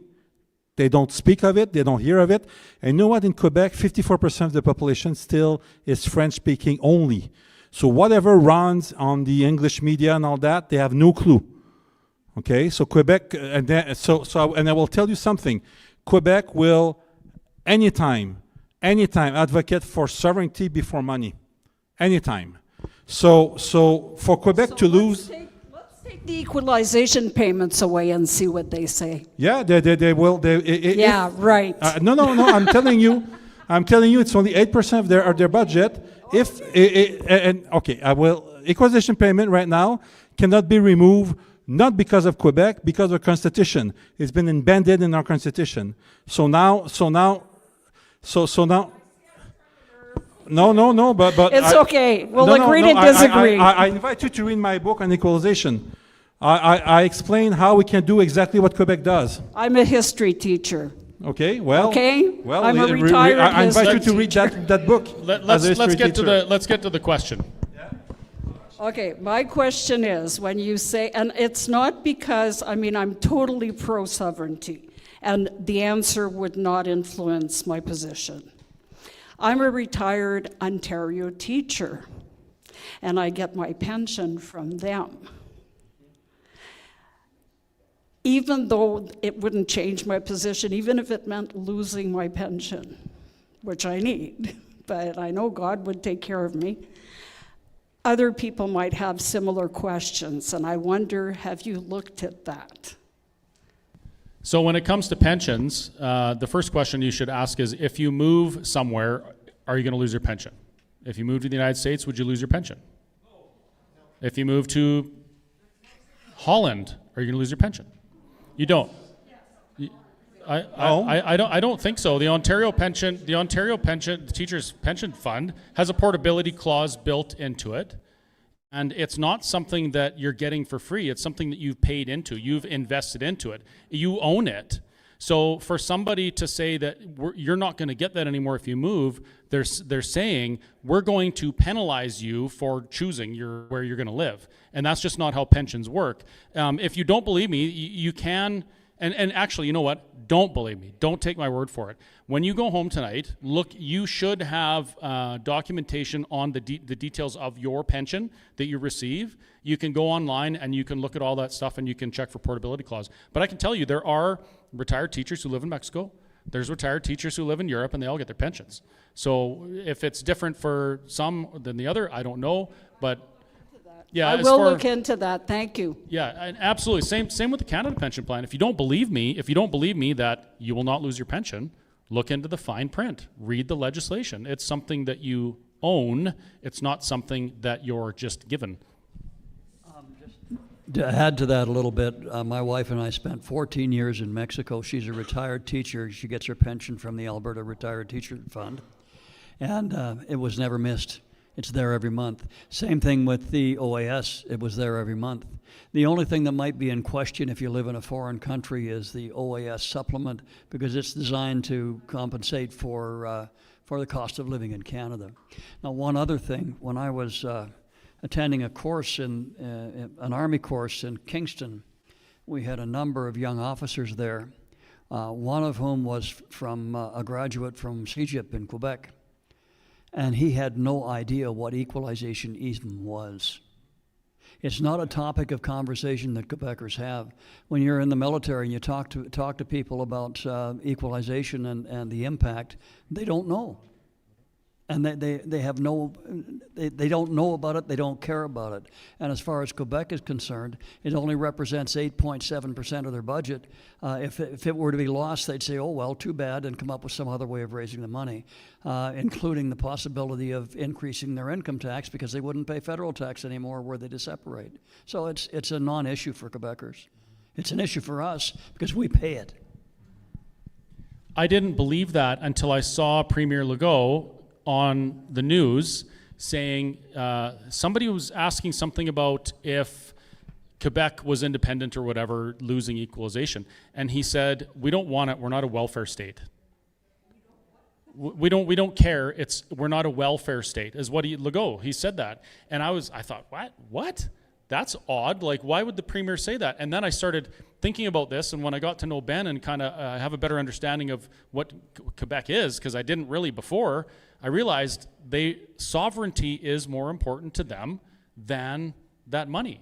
So they're like, no, we want to be sovereign, even though that means it might be harder. We want to be sovereign, and that's what's important. So again, I would encourage you, I don't know how you would do this, maybe reach out to some Quebecers or read some stuff out of Quebec. Or find that video of Legault saying that Quebec is not a welfare state and we don't care about the equalization, because that was a really big surprise to me. And no, we can't. It's constitutional. It's in the Constitution. Yeah, of course. It's in the Constitution. We cannot cancel it. And I will add that Quebec will be our fiercest ally in the sovereignty that we're looking for, because Quebec does support sovereignty in there. And right now in the French media in Quebec, I know they've been interviewing me a lot since we started. They are highly interested at what Alberta is doing, and they are cheering for Alberta independence. Just one thing on equalization, and this is something I didn't know until a few years back. We don't actually pay. We don't cut a check for equalization. That's not the way it works. The federal government collects our taxes, and then they give us back money and in transfers and services. And what they don't give back is what they distribute via equalization. So even if Alberta said, well, we want to cancel equalization, it's a non-starter because we don't cut the check in the first place. The only way we could ever control that, even remotely, is if we collected our own taxes. That's the only way. So when you say we want to cancel that, you're really saying we should collect our own taxes, manage our wealth and affairs. But what I bring in that book, it's basically, so Quebec, out of the equalization that they received 3.6 billion more than what they should. Why? Because natural resources is part of the calculation of equalization. And Quebec, since 1944, since they nationalized their hydroelectricity, they made a deal that the population of Quebec will always pay less than everybody else in North America for their power. So they have rate D. And rate D is as soon as you put a meter in your house, you get rate D. And that cost Hydro-Quebec $7 billion a year in revenues because they give a break to their citizen. And that $7 billion a year makes them look $7 billion poorer than what they really are if they would sell at regular rate. And the equalization payment calculate half of your value. So basically, Quebec received 3.6 billion that they shouldn't because they give 7 billion to their people. And we can do the same. We have the right to ask for royalties in gas and oil in kind instead of in cash. And in my little book here, I have a program that split in 3-tier program that wouldn't cost a penny to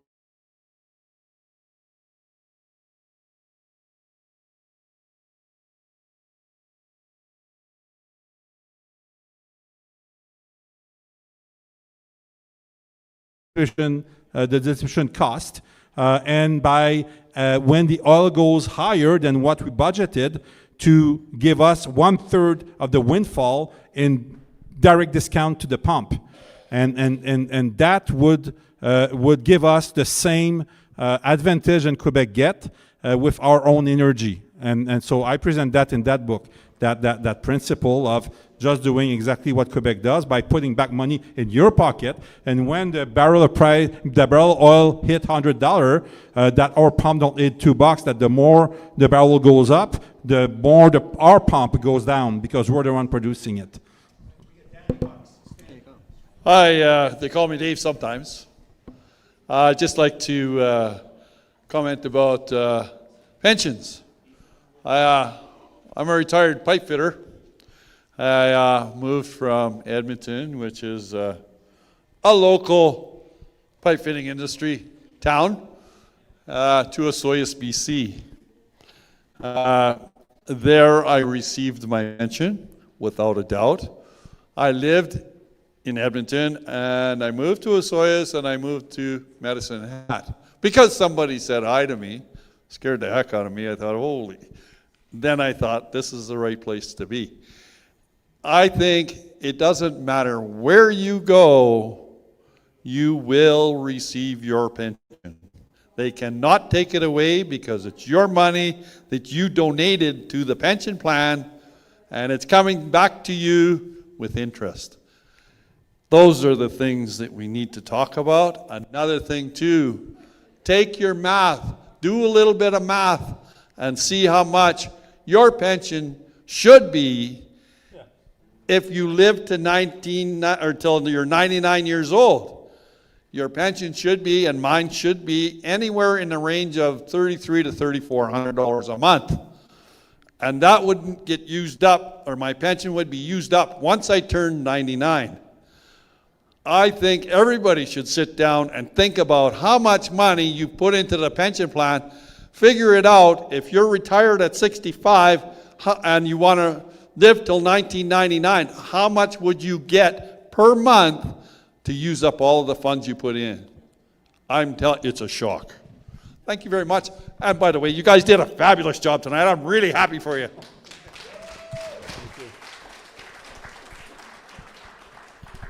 Thank you, and that's why it's important to talk about these things, right? If people realize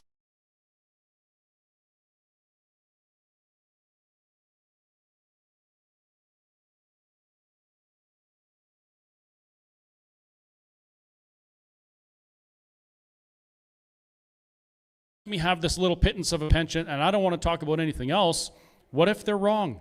And what if it could be so much better? I really think that our seniors are being done a huge disservice by using their pension as a fear tactic to prevent them from having something better. Yeah, but at the same time, I believe it's the duty of the provincial government to present a clear plan on pension. And they fail to do it because they say, oh, Ottawa never gave us the money. Well, we don't need to know how much Ottawa will give us on the fund, because just with the basic money that we pay every year, we overpay $3 billion than Ottawa put in your pocket.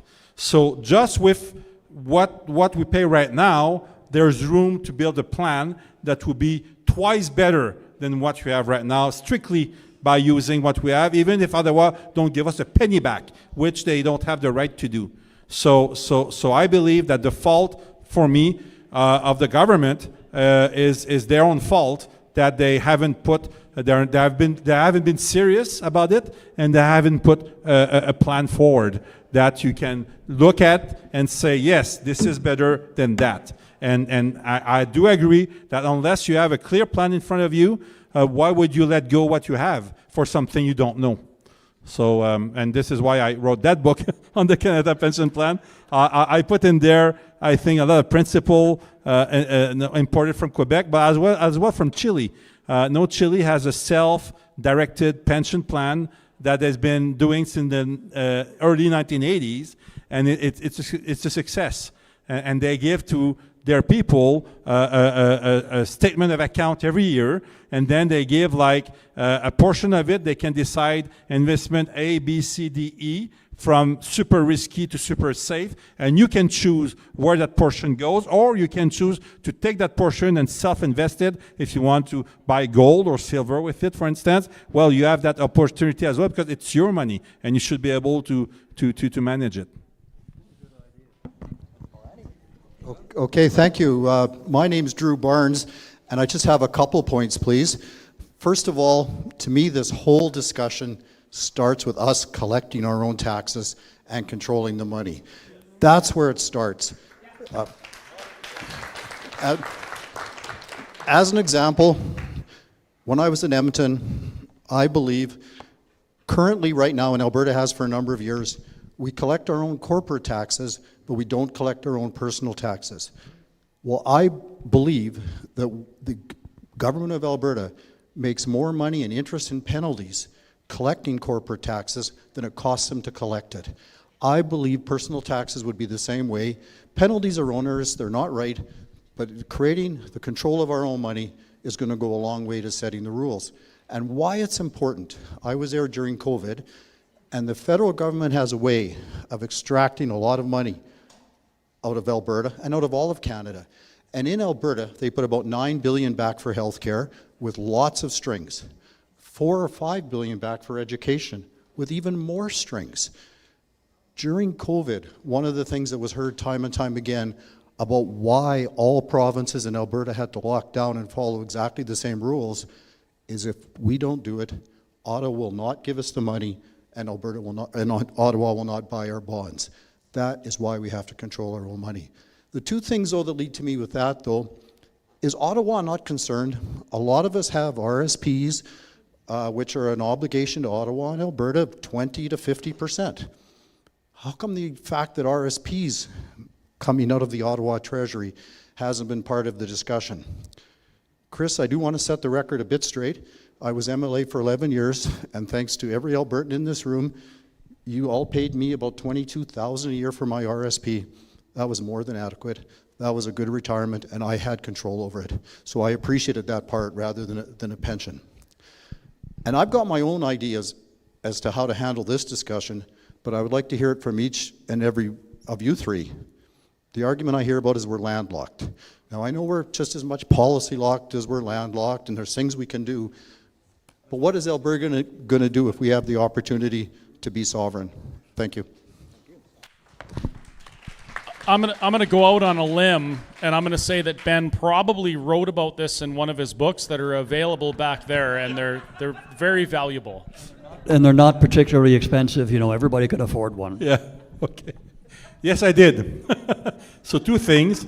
I have enough Canada Revenue Agency here where I speak about these straws that we control, and I link it to what is strict provincial jurisdiction. Health is strictly provincial jurisdiction. We can tell Ottawa, get out of there. Education is strictly provincial jurisdiction. We can tell Ottawa to get out of there. Here in Alberta, on top of that, we have ATB. No ATB, the political class, because of past scandal with the West Edmonton Mall and their stuff, kind of shut down the political class from controlling it. But we forget that this is the Alberta Treasurer Branch, and we can take over. We can get rid of that woke board there and put like a provincial board that makes sense. And then we should keep our money here because ATB got its own rail to deal with Ottawa. And then we have 12 credit unions in this province, provincially regulated. All of money should stay there. The 12 credit unions plus ATB, it would have a double effect. First, in federally regulated institution, in every bank account, the protection is $100,000 maximum of insurance. So if there's a collapse of something, of a bank, of TD, and Alberta got a bank account with $2 billion in it, well, now we get $100,000 back.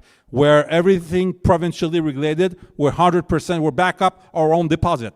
So for first reason. Secondly, I believe that by just keeping the float of Alberta within the province, within the credit union, to the ratio of their size, it will increase their lending capacity to Albertans. So again, it's Alberta money serving Albertans. Then finally, for the landlock here, page 187 of my book, have a concept here that in our constitution we can go see the premier of Northwest Territory and negotiate something with them and say, you know what, guys, why don't you become Alberta? And if we do a referendum between Northwest Territory and Alberta, the same deal, the same question, well, then Northwest Territory can become Alberta. And if that happens, then no more landlocked, because then we would have access to the Baltic Sea and to the Arctic Sea, and that would have two things. First, it would enable us to bring our pipeline to the sea without asking the federal permission, because then it would be provincial territory up to the sea. Secondly, it would position us to be able to take control of the Northwest Passage, and the control of the Northwest Passage, even though the ship will have to pay fee to the federal, because federal jurisdiction, you cannot use it without icebreakers. So if Alberta built a series of icebreakers, we can take control of that Northwest Passage and bank on the money to get ship go through there to go to Europe. The third thing that it will give, and it's access, and it will, Northwest Territory is starving to get access to their own minerals and their own resources, and they can't because they're a territory controlled by the feds, totally locked in their development. Alberta has all the expertise and all that to help them. So I believe it's not utopia. I think it's doable. We have an MLA here in Alberta named Shane Getson that has been working with them, with Yukon, with all the territories around. And by the way, he's the one that gave me that idea during conversation. Finally, as well, to help building all these new tracks, just a couple of pages before, I'm talking about the province acquiring 51% of CP Rail. Why CP Rail? Because CP Rail bribed John A. Macdonald to create this country by giving him $260,000 in 1865 to create the coast-to-coast railway. John A. Macdonald had to resign as the first Prime Minister of Canada because of that scandal, and then came back another mandate later. But CP Rail gained a special status.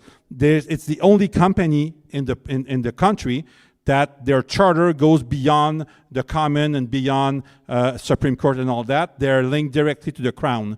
And that gives them permission to lay track wherever they want, and then they can lay pipelines beside their track. So if you own CP Rail and you build a railway to the north and pipelines along these railways, you short the time to build from 10 years to 2 years. So anyway, so that's part of giving a vision to our province to go further. Just an observation about strings and federal financing. The idea of the feds charging too much income tax in order to create a pool of money that they can then offer back to provinces if the provinces do what the federal government wants them to do is historically a means of the federal government sidestepping the Constitution. And there's only one way to get around that, and that's to say no when they offer the string. At the end of the string, just say no, we don't want it, and that might cause some short-term pain because they may actually withhold that money. But so what?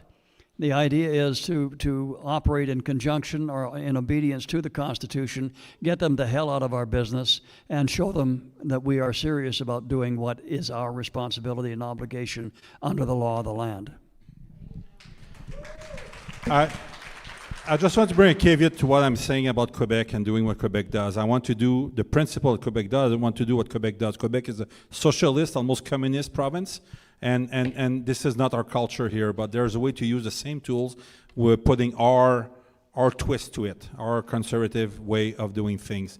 And secondly, when you look at when that gentleman, you were your MLA, speak about collecting our own taxes, corporate taxes, it is the tax collection system the most efficient in the world. CRA cost about $2.15 per thousand of collection. Our corporate tax system in Alberta costs us 31 cents per $1,000 of collection.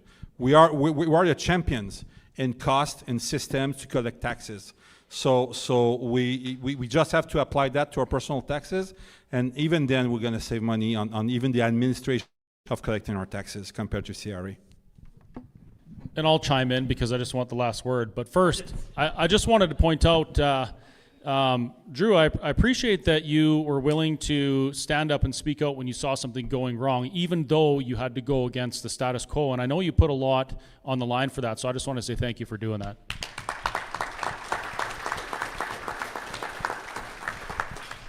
So I want to bring this back around, the landlocked thing and the tax collection thing. I want to bring it back to an opportunity. Is anyone in this room particularly happy with the Alberta's ability to get things done in the last 15 years when it comes to interprovincial things? We're not very happy with how things have gone, right? We have an MOU and we have an agreement that allows Alberta now to apply for pipelines. That's what we have right now. After all this time, all this work, we have got permission to ask, okay? So what I'm excited about is the opportunity for Alberta, for the first time in history, to negotiate as equals. Trade is not something that people mess around with because they feel something. Trade is mutually beneficial for both parties. That's how trade deals work. The parties come together, they say this is going to benefit us both the best, let's get into this trade arrangement. I don't believe for 1 second that British Columbia, or Eastern Canada for that matter, would be punitive to Alberta and shoot themselves in the foot because they were upset about Alberta self-determination. Right? British Columbia needs to move things from the Port of Vancouver to Eastern Canada. Eastern Canada wants to move things to Vancouver. It benefits everybody to trade. But right now, we have to apply to the federal government to ask permission to think about doing the thing. And independent Alberta, we skip that and we become the adults, and then we negotiate those things on our own terms. And I think that's a great thing. So the landlocked question or argument, that's the second question only to pensions. And it's one of the best ones to answer because you can really focus on what the opportunity is. Now on tax collection, I was very disappointed when I heard one of our MLAs say that there didn't appear to be a business case for Alberta to collect its own taxes because it's going to cost money. And then I start thinking, wait a minute, the narrative is sovereign Alberta within a united Canada. And we know that the first step to becoming sovereign is the golden rule. He who has the gold rules, collect your own taxes. How can you be sovereign if you're accepting our own money back from the federal government with strings? How can you be sovereign if, in order to fund our health care, we have to agree to spend, $7.5 billion on arrows, hand sanitizers, and masks that went in the garbage? Like these are the things that are all opportunities, and I'm not saying that Alberta wouldn't choose that. I don't think they would, but it would be up to us. It's your money. You should be able to decide how it's used. And right now, under the current system and the current structure, Albertans' voices just aren't enough to do that. And I am excited about the opportunity to do it. Hey Scott, it's Brandy Kim. I had a question, and you might be able to, some of you guys could answer. I get questions lots about who decides our future. And of course, I talk to them about after we win all these referendums, that we will have a constitutional convention, as I understand it. But they're like, who? Because I think when they look on Facebook, they're like, who leads this? Is it APP? Is it Let's Talk? Who is in the room? And I try to tell them, I'm like, you do. You can be there. You can vote. You can be a part of it. And they just don't understand how they can be a part of that. Can anybody explain to those in the room that may have a question about that? Who builds our country after and how? It's important to ask first, great question by the way, it's important to ask first, who decides our future now? Who decides our future? We manage a lot of things provincially, but who decides our future in Canada? Ontario and Quebec. I don't have anything against Ontario people and Quebec people, but I believe that the decisions that are made should benefit or be detrimental to the people that make them. Why? Because if you suffer the consequences for your own decisions, your decisions get better. If Alberta consistently suffers consequences for decisions other people make, that aren't affected by those decisions, are the decisions going to get any better? No. Confederation will keep using Alberta as the sacrificial lamb in trade disputes. Oh, we're going to put our elbows up, dump Crown Royal on the ground, and shut off Alberta oil going to the United States as a bargaining chip. Well, wait a minute. That's 150,000 Alberta jobs. Can we talk about this, please? Right? This is the thing. I believe that Albertans should decide their future. I really do. Now, when it comes to a leader, that's a really interesting question. And I think it's also important to note, this is not about a leader. This is about you folks, Albertans, period. That's why it's progressed where it is. A leader can be bought or taken out or shamed or whatever. They can be controlled through whatever means. But the people, a grassroots movement that is just working towards a common goal together, and when I say common goal, I'm saying a better future for Alberta, the best future for Alberta, within or external to Confederation. That's why this movement has been as successful as it is. Look at the independence parties. What happened to them? They all had a leader, and something happened, and they imploded. Look at our politicians. We have, politicians that we put all this hope in. That politician's going to save us. And then when they're not perfect, it implodes. That's why, eventually Alberta will have leaders that rise up and say, hey, we want to govern. We want to be your elected representatives. Will you support us? And then if you believe you should, you support them. But this is about you for now. Now, the part about the Constitution and this, Alberta right now, we're facing a question on self-determination. If Alberta chooses to take control of their future through self-determination, then we would talk about a constitution. That is really, really exciting to me. It's really exciting that Albertans would get to write a constitution for us, because the constitution we have right now is, Ben has some points that are good about it, but I look at that and I realize that was written from a perspective of a governing structure that wanted peace, order, and good government. And it was something that they decided, passed in British Parliament as an act of Parliament, and imposed it on the Dominion of Canada. Years later, it came home to Canada. We added the Charter of Rights and Freedoms, our government did, and that was our Constitution. But it's not a by the people Constitution. That's why we have things like Section 1 that allows the government to put someone like me in jail when I commit the crime of protesting what the government's doing on my own property peacefully. I want a constitution for Alberta, or for Albertans, that is a we the people constitution that tells the government what their limits are and acknowledges that you as human beings have rights and freedoms given to you by God, not by government. That's the difference, and that's why this isn't about a leader, it's about you.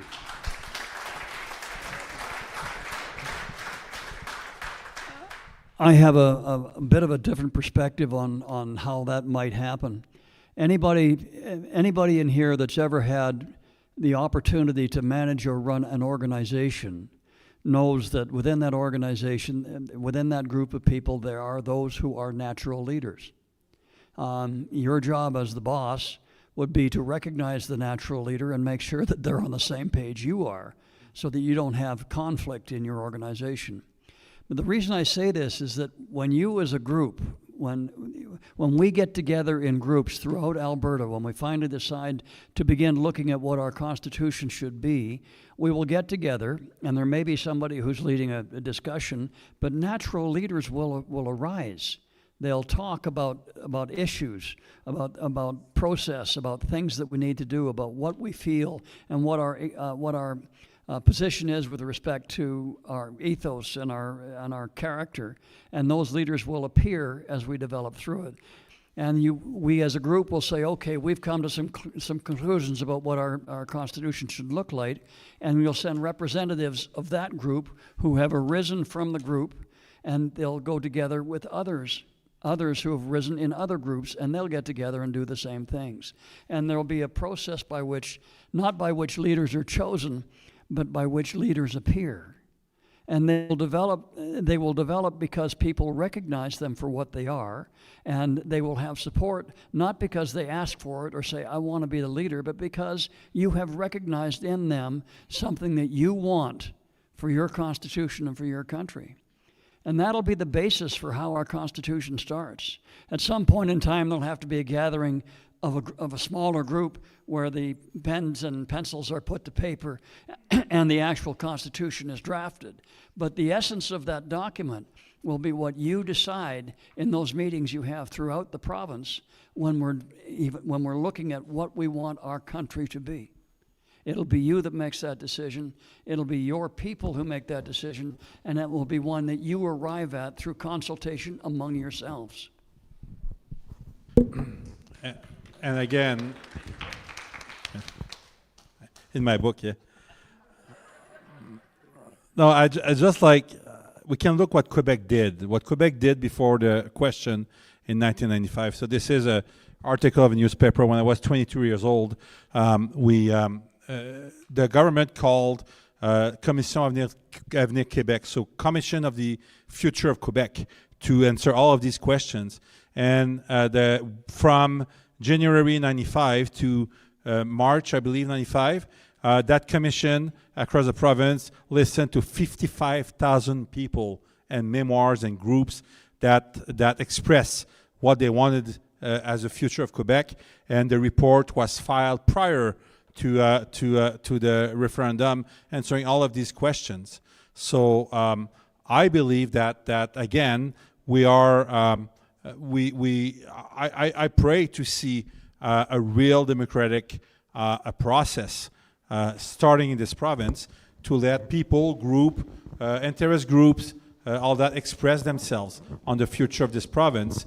And somehow it's a bit sad that there's only a small group initiated by Chris that does that with Let's Talk Alberta, because that was done by the government in Quebec in 95, what we're doing tonight, and it went a step further with a panel receiving memoirs and receiving expression of interest from individuals and groups all across the province. And I believe that whatever happened, whatever the vote, I believe that we're ripe for that in this province, for that movement. So thank you, ladies and gentlemen. Thank you for being here. It's also live streamed via freedomcalendar.net and also on the Facebook page of the Whistle Stop Cafe. We're doing this with almost 20 speakers, and around the province what we travel, we're having over 100, 200 volunteers. So we're doing this with love. There are a couple of questions that Sandy has been given, and I think it's time that the question has to be asked now.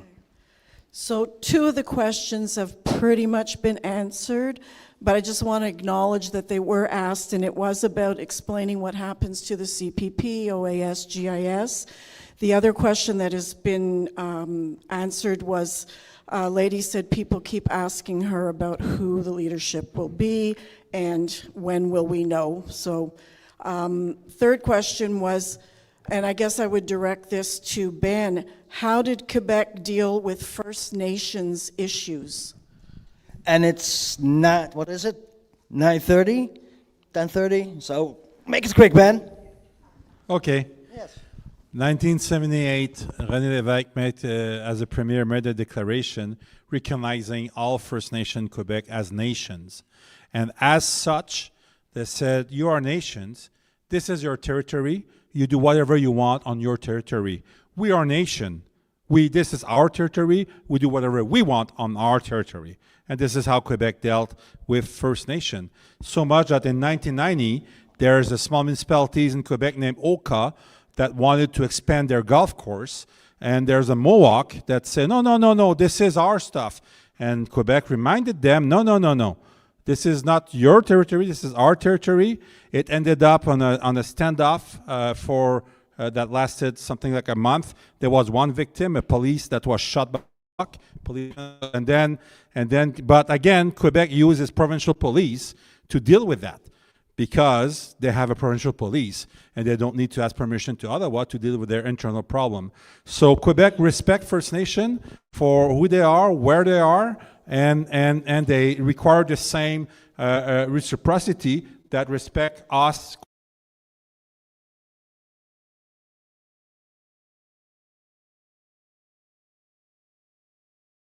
I just want to touch on that really quickly.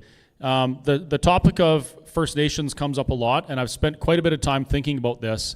What I've realized, and I think everybody in this room knows this, that our First Nations brothers and sisters have experienced some of the worst situations in Canada, and the statistics they live under are not something that we should be advocating for. Can we agree on that? Things should be better. I believe that Alberta independence is an opportunity for our First Nations partners to right a lot of things. One of the things that we hear often is that the signatories to the treaties didn't understand the treaties and they thought it was something else. So when I hear that, I hear, okay, so the treaties may not have been done correctly or something in the past. Maybe it's time that we revisit it instead of relying on archaic, ancient texts that don't really have a lot of relevance now. Maybe we could do something different. So I wrote a little booklet, and it's called Why Alberta Independence Could Benefit First Nations People the Most. I truly believe that, and seeing how we're short on time, I would invite you to grab one of those booklets on your way out, read it. The treaties are in there, so you can read the treaties. All of the signatories for the treaties are in there as well. So you can read who signed, when they signed, under what conditions, whatever. And then Shane's trying to fly away. And then you can make your own decision on whether or not we have an opportunity with our First Nations partners to do something better. So please grab one of those books.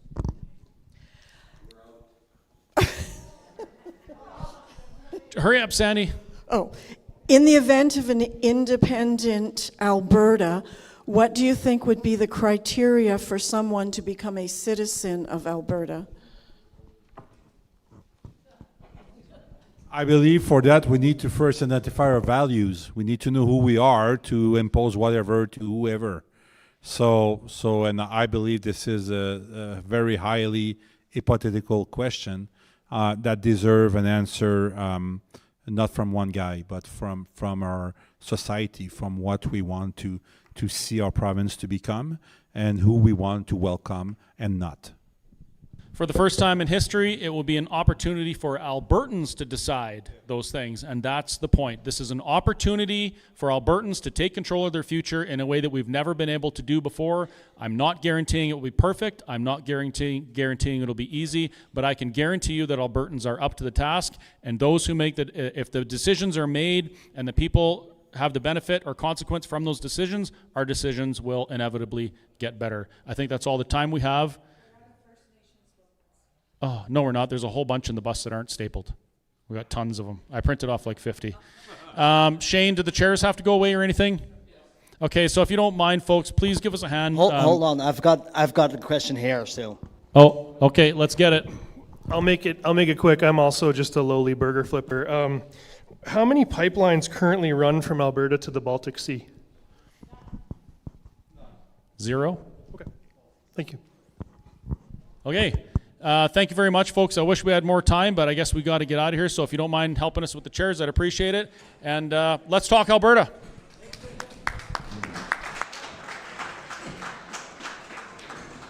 So, thank you very much for tuning in. We'll see you tomorrow at 7 in Red Deer at the festival place there. I'll be with the folks from APP at 7 p.m. with LeVar Payne, Scott Payne, as well as Pastor Sean Ham. Thursday, I will be with Mitch Sylvester as well as with Michael Wagner. It's still in development and planning. I'll meet you there. They're going to talk about the new constitutional work. So make sure to tune in, and thanks for tuning in. I'll see you in the next time. If you also feel compelled about this content, please send some money through E-transfer at go@freedomcanada.net, or you can send a super chat on YouTube as well as a star on Facebook. So thank you very much for tuning in. We'll see you tomorrow.